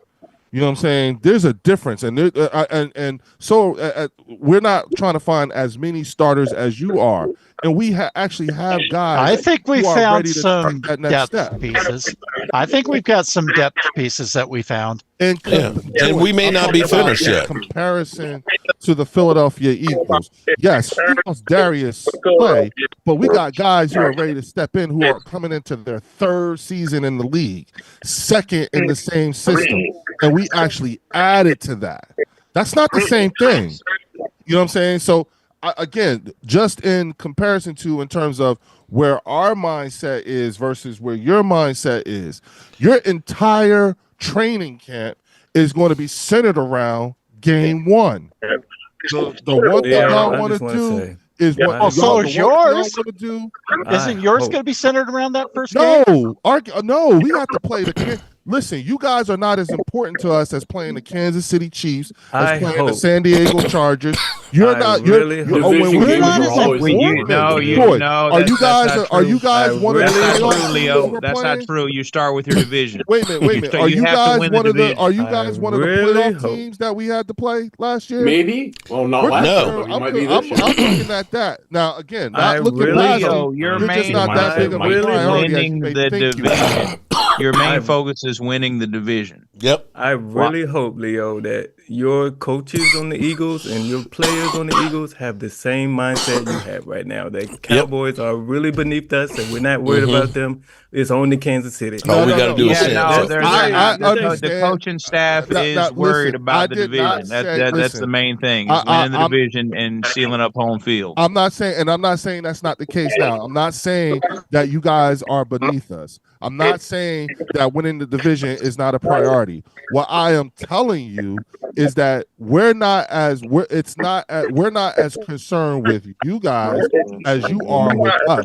We did not build our team to compete with you. You built your team to compete with us. Well, we built our team to compete for a Super Bowl. That's what happens. You guys are trying to exercise some non-playoff demons and lack of playoff wins. I tell you what, though, Leo. For your sake, Leo, you better not lose that game to the Cowboys, because that could be the psych that screws up your whole season. With you turning around and having to play Kansas City the next week, and then the Rams and Tampa Bay. All of a sudden, that onslaught comes in there. And one thing your team does is they are not a fast starter. Right. Yeah, I was about to say that too, Mark. You're right. We always start off slow. Look, Mark, let me ask you something. Which was the worst loss in comparison to losing to the Dallas Cowboys this year or us losing to the Atlanta Falcons last year?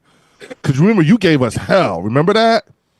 Yeah. We shouldn't have lost that game, but y'all went in on us. Oh, we go in on y'all every time you lose a game. No. What's worse, losing to you guys this year or losing to the Atlanta Falcons? If you lose to us week one, to Atlanta Falcons, because you guys are a higher caliber team this year. We're coming off of being an ass team with the new coach. You are the defending Super Bowl champions.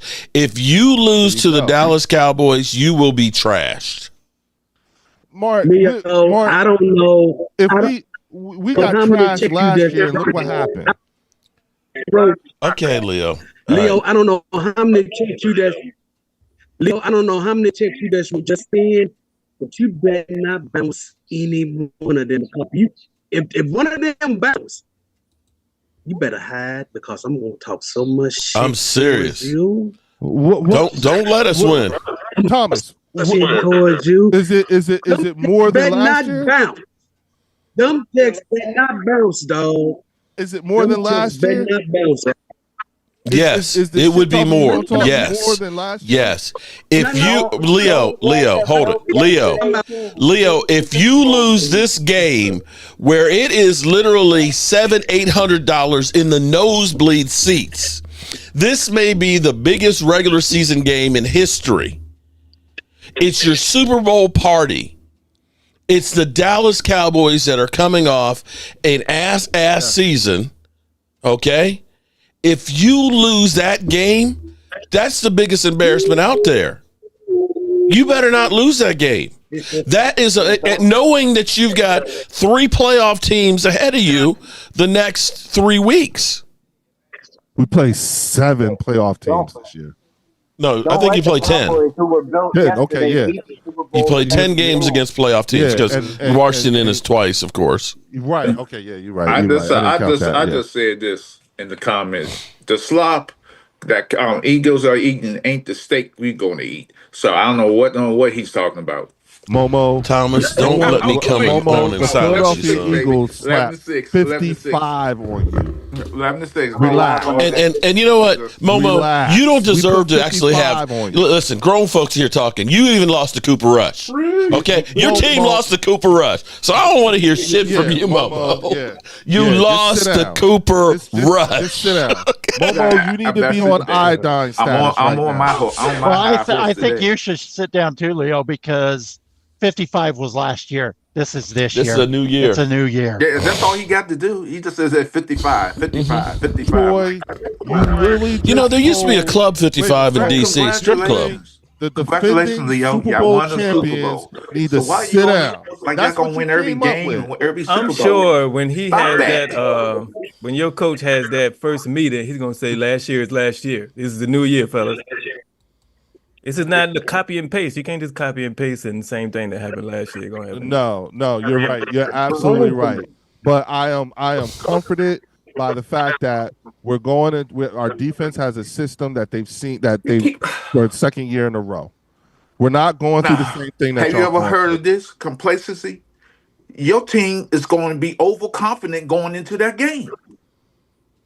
Momo, decimated. You need to be on iodine status. Momo, you need to go. Momo, you know this. You need to go on iodine status. Just go up in the cut. The Eagles ain't used to winning like this. Yeah. So I was you. I'll call my we've been to the Super Bowl twice in the last 3 years, and you told I say y'all not used to winning. Oh, come on, man. Now used to win. Doesn't matter how many Super Bowls y'all won the last 2 years. You're not used to winning. I don't care about that. I'm saying it's very difficult for me to take that. It might be embarrassing. Maybe it is difficult to hear that coming from a Sanders fan who just had a good year last year, and then we slapped 55. I sure am talking my mess. I got and your quarterback is about to hit. I'm doing the same thing you doing, Leo. I'm talking my shit, and you popping your shit. So we both in the same ball park, aren't we? We talking that shit, right? But we had a winning season.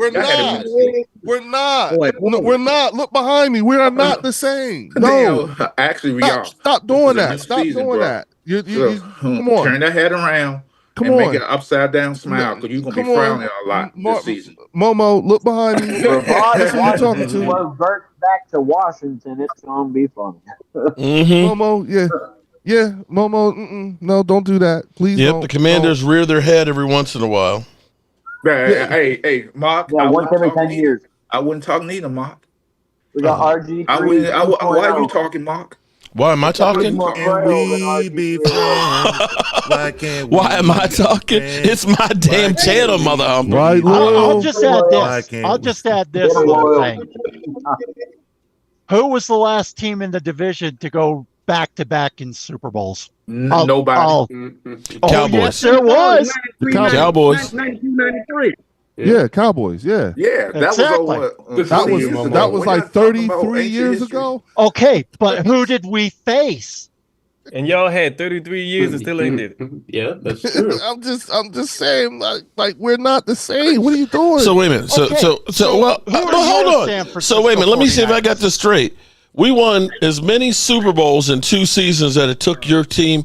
How many years y'all been in the NFL? Yes, you did. Yes, you did, Mark. I'm just checking. Yep, you have 5 Super Bowls and we only have 2. But I know, I forgot. Ours don't count. They don't count. But your world championships do. 1.5. I am 50 years old this year, right? I turned 50 in February. Shit's gonna start falling off of you. And yeah, man, you know what I'm saying? I gotta get momentum to get out of the bed. Momo 55-23. Shut the hell up. We are NFC East daddies. Okay. Disrespectful. Okay, hold on. Let me address this mother sucker on here. Okay. Watch out. Hold on. Incoming. I just want to stress. Are y'all beating the Chiefs this year? Say what I got to say and get it over with. And wait. I gotta my tonsils. Randy, step away. Drew, everywhere you go, you try to trash me. Stop doing that, Drew. Get a life. Because you a closet Cowboy fan. Because you go on every Cowboy on page. So stop talking about what I do. 55-23. Yes, y'all blew us out. That's old news. No, that's 2 nickels. That's 2 quarters. That's 2 quarters and a nickel. Get over yourself. Damn.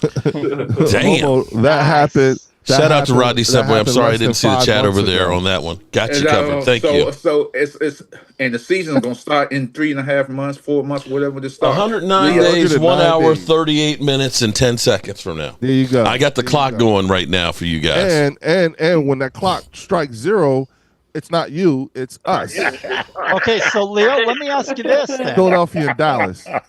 Let me ask you this, Leo. Yes, Who are sir. your San Francisco 49ers? Oh man. Who are our San Francisco 49ers? We had to face them 4 years in a row. Mm-hmm. In the playoffs. Championship game. And Who's you your lost. San Francisco? Once. No, we won 2 out of the 3 championships.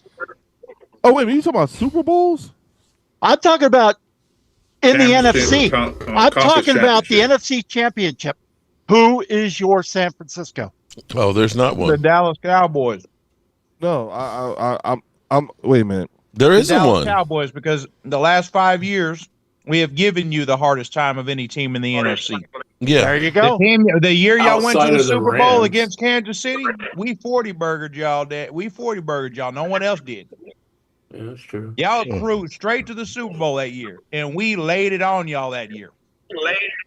Is that the year we won or the year we lost? You lost to Kansas City. Okay. Yeah. Okay. Lost Kansas City in the desert.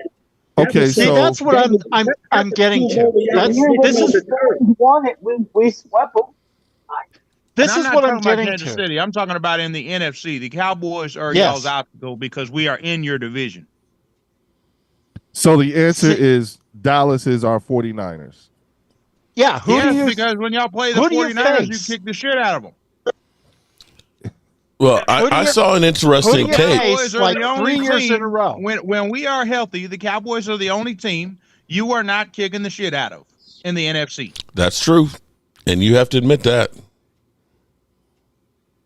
And Yeah, that's- you guys don't have a San Francisco like we did in the 90s.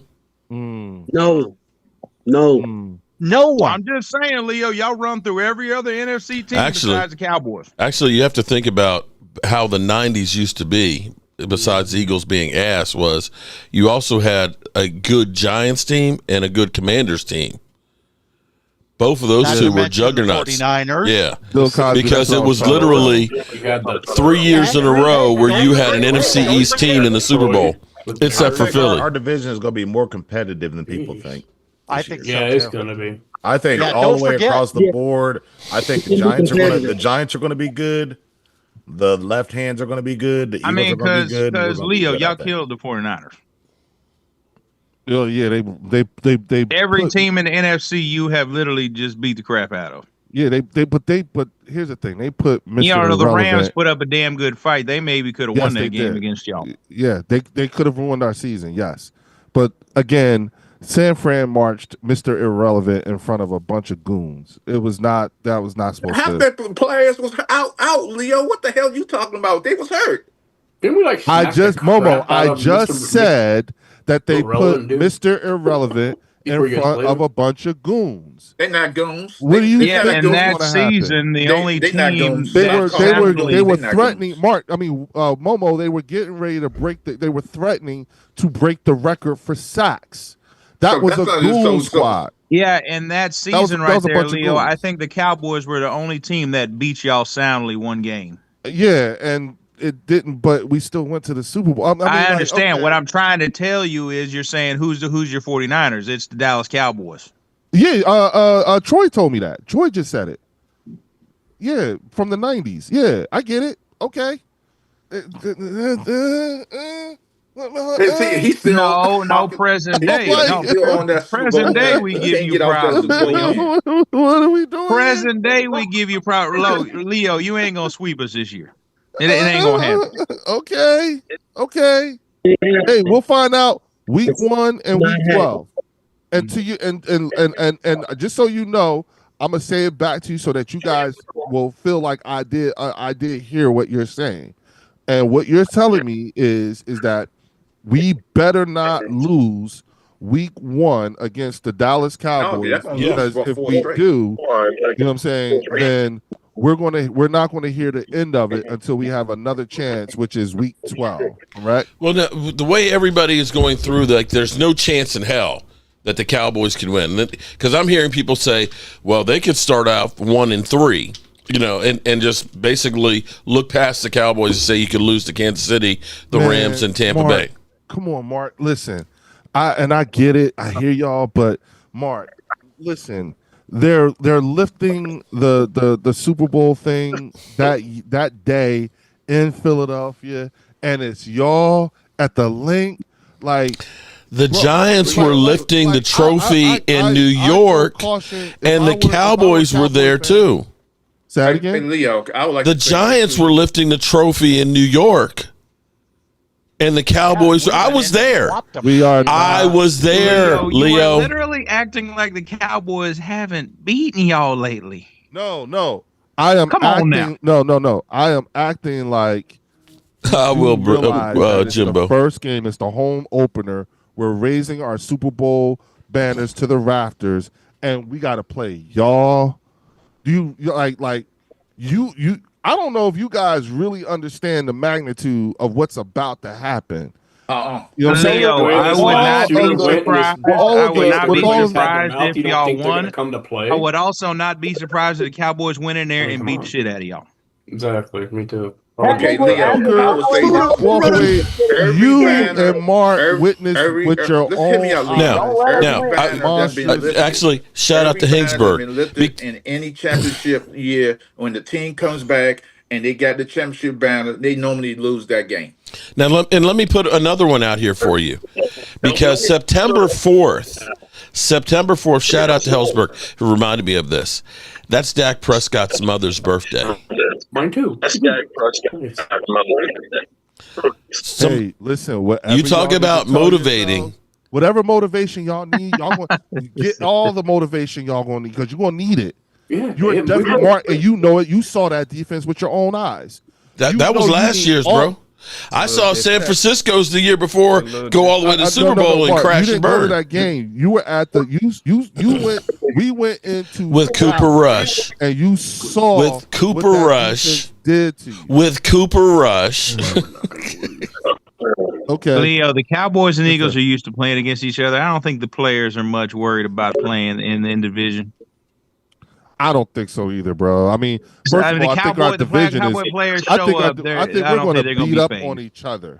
I wouldn't be surprised if we mess around and end up splitting the season like we normally do. Yeah, you know what I'm saying. That's about I really wouldn't be division surprised. Game. I wouldn't be surprised if we end up splitting with the Commanders, because we always split with the Commanders. They always have something on us. You know what I'm saying?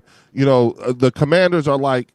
Are like Green Bay to y'all. No, they're like when you step on dog shit and you get it stuck in your shoes and you can't get it off. I'm just you're walking around and it stinks. Yeah, all I'm saying is, come on, fellas, like, are y'all serious? Get ready for the first game. Get ready. Guarantee one thing. You guys should not want to play. I ain't gonna lie. my disappointment with playing you guys for the first game is that I could think of a couple of other teams that would make a better first game than the Dallas Cowboys, in my opinion. I would really like to see us play Washington the first game. I would like to see us open up against Kansas City. I could see us going against Detroit. That would be a good first game. Nobody wanted to see that. I could think and see your downfall, Leo. Leo, your downfall is right there. I could see us having a better game. See that arrogance and all that. I said not having a better. I can think of a better game. So you wanted to play quality. Yeah, I wanted to. You wanted to play Washington, the team you just blew out the last time. Right, because I listened so you can win easier. The Cowboys, Eagles.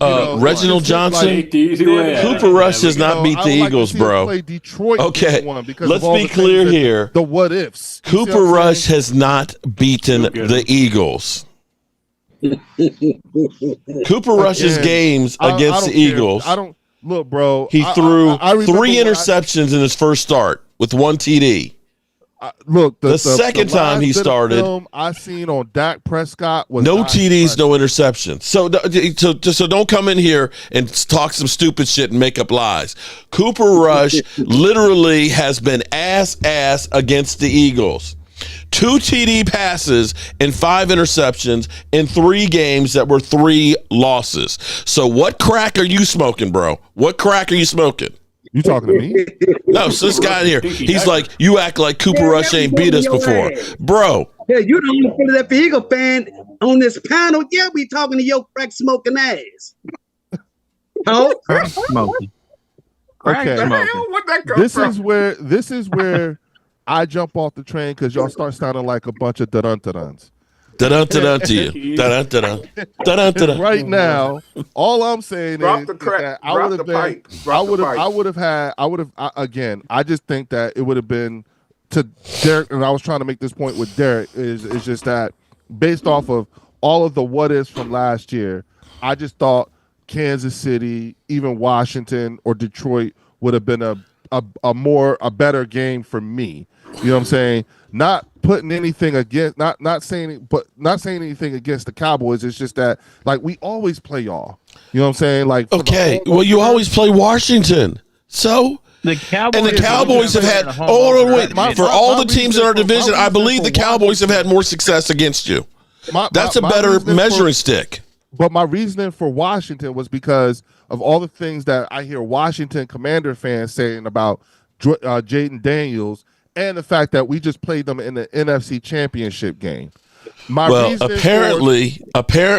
for saying Detroit is because of all the things that the what ifs that I heard about Detroit. My reasoning for saying Kansas City, we got them week 2, but from a home opener, that would have been a real nice little, mud in your eye because we just played them in the Super Bowl.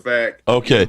In other words, the Cowboys aren't worthy enough to be able to play you. It's a letdown for you to have to face the lowly Cowboys that weren't in the playoffs last year. When we talk, yes. Oh, yes, that's exactly what I'm saying. Wow. Yes, because and then when you throw in the fact that look at the last bit of film we have on Dak Prescott last year before he went down.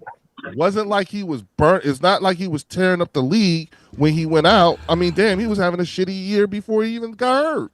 Oh my God! That's because we didn't have anything. We were rushing 51 yards in a game. 51 yards, 2 rookie offensive linemen, no second wide receiver, a defense that literally could not get another team off the field. And the only thing you're going to say is, well, Dak wasn't doing shit. Nobody was doing shit on that team, bro. Bro, again, with your additions, don't make it even more exciting for me.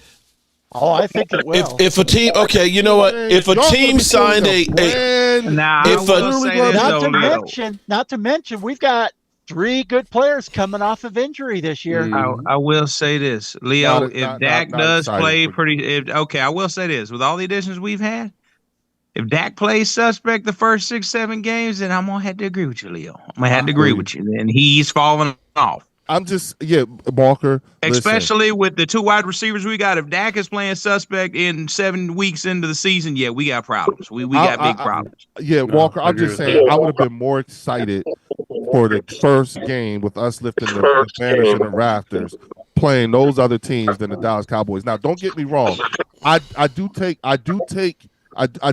some solace in the fact that just like it would be mud in their eyes, it'll also be mud in your eyes that you guys have to sit there and watch us do something that y'all Kid Cowboy. I'm not hating on Cooper Rush, but you can't look and say Cooper Rush is a really top 5 quarterback in the NFL. I'm sorry, you can't. There's nothing there that says Cooper Rush is a top 5 quarterback, regardless of what Skip Bayless says. Okay, he is a backup quarterback. You guys aren't even America's team anymore.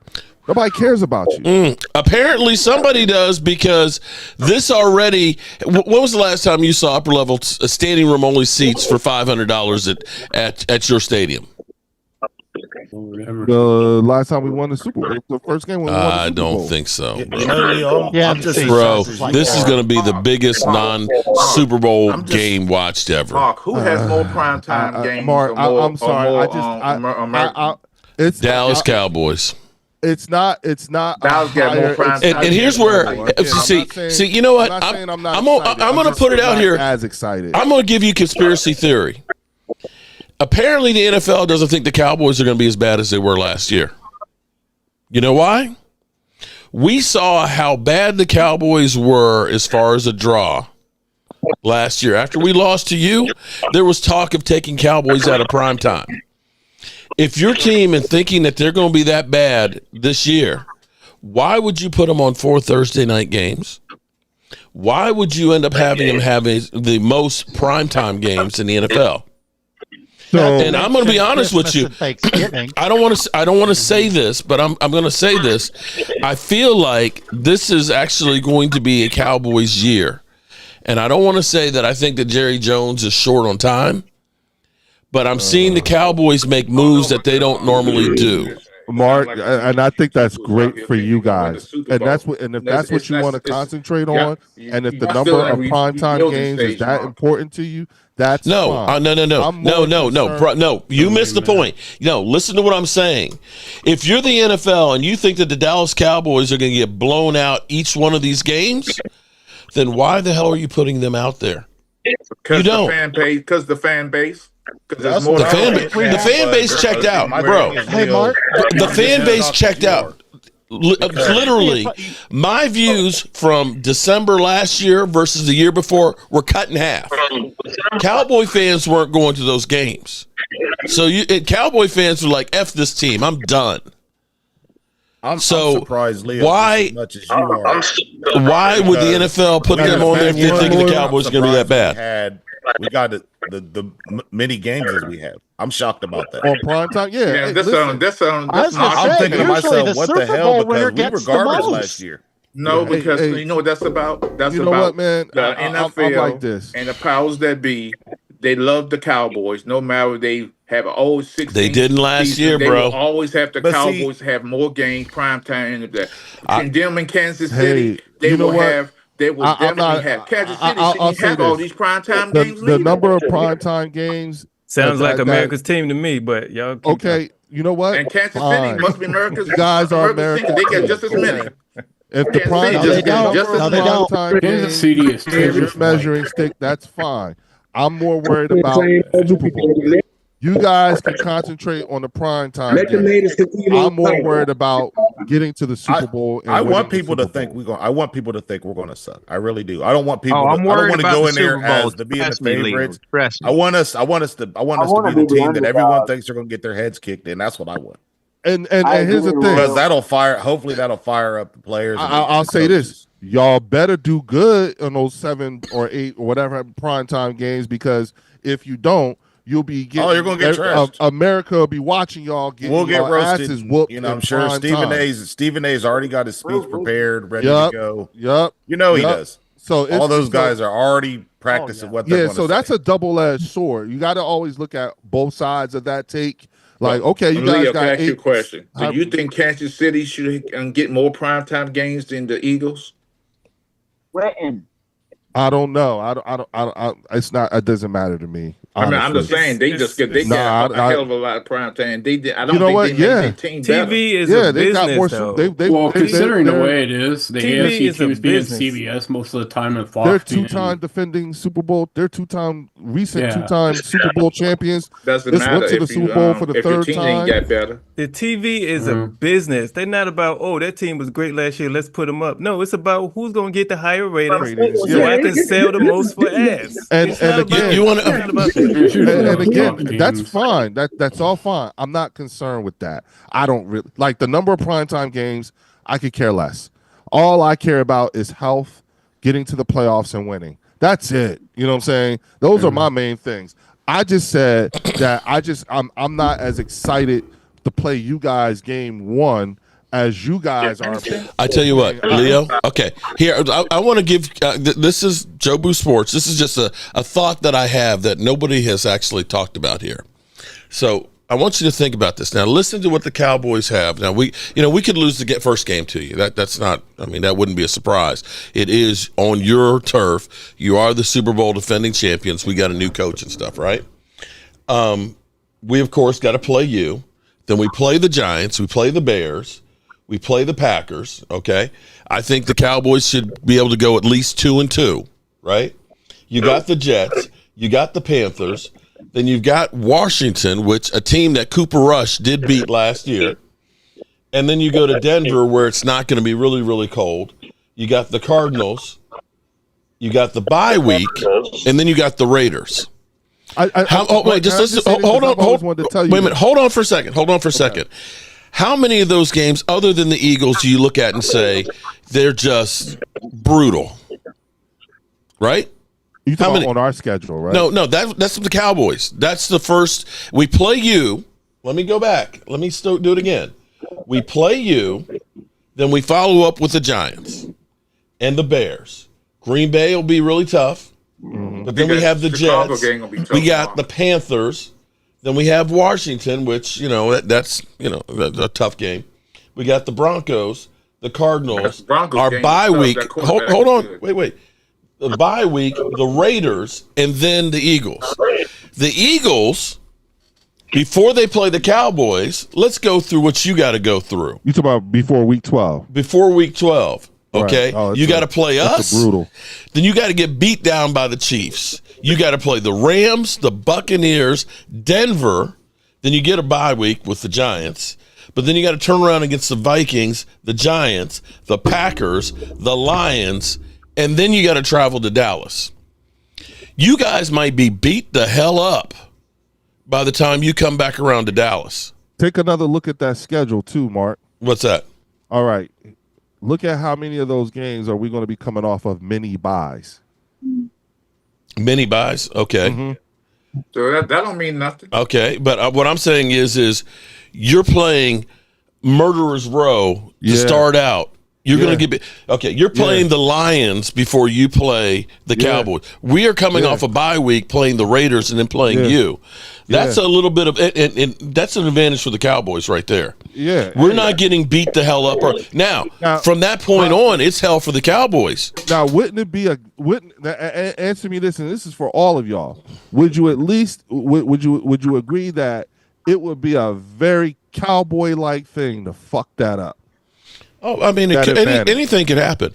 What I'm saying is yes or no? Wouldn't that be a very Cowboy-like thing to play down our competition? You just don't know. We've done but the thing is first of all, the Cowboys done that beating the Denver Broncos because Denver's a better team. They got I'm not saying better quarterback. Okay, Momo. Definitely beat Chicago because Chicago got a better team. Oh hell, nah, bro. I'm not gonna give you that one. Not gonna give you that one. Better. They got a new coach too, bro. Chicago's unproven. They're building. We'll see. Sorry. Chicago. Okay. Point being, Momo, you're missing the point of that. I'm saying every week is put up or shut up for the Eagles, except for 2 games, and that's the 2 Giant games. Every one of the other games between between the Cowboys and that is a playoff team. Home, away, home, away, home, away. That is going to beat them down. And understand that they're coming off the longest season, the shortest off season, because they played in the Super Bowl.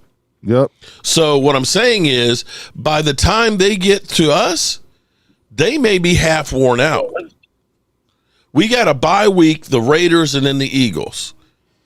They got the Packers while we're on the bye week, followed up by the Lions, and then us in Dallas.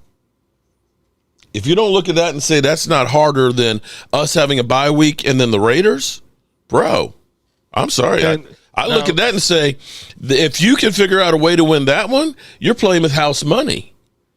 And that will be the thing that would ultimately win the respect factor now, for you. And also put into this, by that point, you're probably getting back Overshown and Diggs. In the middle of the season. I wouldn't brag about Diggs too much more. It's still another body that's experienced. Right, okay. All right. You know what I'm saying? Momo calling out herpes again. If you believe that Diggs is this great cornerback, okay, fine. He could cover everybody over the field. Okay, fine. Okay. You know what? I'll take him over not having him. I take him over. Okay. Okay. What about the other kid? What's about the other kid? Overshown? I thought he was good too. Okay, all right. Okay, I get. I know you're not talking about defense, which is as bad as your defense is right now. I'm not. But I'm asking about what's the other kid name who broke the record for most pick sixes? What's his name? Deron Bland. So is he? So you got him, right? Yeah, we got him. Yes, he's a pick man. And here's the thing that's funny to me. No. Here's the thing that's funny to me, because sometimes you need guys that have a specialty. Right. And you want to be able to exploit him. That is a guy, Deron Bland, who is always around the ball making plays. So it's up to my job to find some other guys that can be a shutdown corner so he can be out here being a center fielder. That's the kind of thing. So you could cover receivers man for man, right? You use a person's talents. Right. To maximize it. You don't I'm going to give you one here, Momo, because you had the greatest person who understand using the talent that they had. Right. And that was Joe Gibbs, because Joe Gibbs came from Air Coryell, which was like the first modern offense. We're slinging the ball down the field. Screw the running back. He came to Washington and didn't have that kind of quarterback and didn't have that kind of running back. And he came up and said, well, I got a bruising running back. I got some big offensive linemen, and came up with the H-back and the one-back offense and rode that shit to 3 Super Bowls. That was taking the talent that you have and saying, here's a guy that does something great. I'm going to maximize that and work my system around the players that I have. The problem with the Cowboys with Jason Garrett was he'd always say, that's not how we do things around here. They had a guy like Rico Gathers, who was a tight end, who could jump out the building. He was slender. He could run like a freaking gazelle. Well, that's great. We understand that you can do that, but we want you to put on weight and be able to block. Once he put on the weight, he could no longer run, jump, or anything else, and he wasn't a great blocker. That's the guy you say, okay, we got 15 plays for you where you're going to be in the corner of the end zone to jump up and get the damn football. You take the players that you have, you go through and say, well, he may be great doing that, but screw that, he has to do this. That's the crap that the Joneses have been doing with players. We get a guy that does something really good and then say, well, we know you were great on the right side, but we're going to make you a left tackle. The fuck are you doing? If you're already great at doing it on the right, why am I changing you to the left? Let me take you, do what you do great, and I'll find somebody that needs to be over there. Mark, stop being a mad scientist. So you think that hurt the locker room, the culture in the locker room, the players that just gave up at some point? If they did that. If you do that and constantly keep doing that to players, well, how you blame that on Dak? I don't think that's a thing. I'm just asking. Yeah, okay. I don't think. All right. See, for example, they took Tyler Guyton, who was a right tackle in college, only had like 13 starts in his career. You get drafted, okay, we're going to take you from the right side, we're going to put you at left tackle, and now you got to get used to the speed of the NFL and reverse everything that you've learned in the only 13 games you had. You're going to create a problem. Now, Cooper Beebe had only played center 2 or 3 games before he became the Cowboys center. He had been basically a guard and a tackle. Now, that one worked out. But they did the same thing with Lyle Collins. They took him from being a great guard to say you're going to be a tackle. And you create these learning curves where I'm not sure it's the best thing to do. Now, it worked out with Micah Parsons out of necessity that he's a great edge rusher. But you keep going through, and it's like, oh, well, Micah Parsons sucks because he can't stop the run. Bro, how many people can do what the hell he does as an edge rusher? Not a lot. Well, it all depends on these new rules they're supposed to come out with. I wish they would just use the old rules, like holding that happens to him at least 3 or 4 times a game. How about that one? Well, we'll see what happens because when we go in these new rules, they might say have a stupid rule. Hey, you cannot tackle the wide receiver anymore. Probably do that bullshit. Mark, I just want you to know that there's no R in Washington. Okay, I got you. 11-6, baby, all day. That's all I'm gonna say. 6-11. Well, here's one for you, Leo. You got 31 other teams that are gunning for you, so don't forget that. Yeah, Troy, say that to someone who doesn't know what it's like to have won a Super Bowl recently. It's not like we didn't have that. Okay. All right. We've been going on for over 2 hours now. It's time to end this shit. Okay. Oh, just 2 hours? Man, we got at least no, we got at least 2 more hours to go. I ain't gonna lie, this is the fastest 2 hours I've been a part of. Well, really, Hit the likes, everybody. So I'm gonna stick by my guns and say that we're gonna go 10-7 at best. I'm not gonna overhype us. I see 9 wins for the Cowboys. 10-7 at our best. I'm going 12. I see 7 or 8 wins for the Eagles. Best. I'm going 12-5. Say what, Momo? What did you just say? What did you say that again? Man. 7 or 8 wins at best. For who? The Cowboys? For the Eagles? For the Eagles, because I think they can lose a lot of games. Okay. Y'all got a really tough schedule. Momo, listen to me very carefully, bro. It's when you say stuff like that, it makes it very difficult to take you seriously. Is this one of your jokes again? Are you trying to remember I you just don't believe. I think Jalen Hurts going to throw over 20 interceptions this year because he's going to have to throw the ball more. Hey, I'll tell you what. I'm shocked that we even won 7 games last year with what we had. I don't know. But you know what, though? We were with Baltimore. It was 28-24. Or no, 28-25. We almost beat Baltimore. We almost beat Cincinnati. All right. Well, anyway, we gonna get up out of here. All right, peace, everybody. Everybody, I appreciate everybody being here. That camera, so I'm gonna start streaming. Mark, just so you know, I'm thinking more like 12-5, 13-4.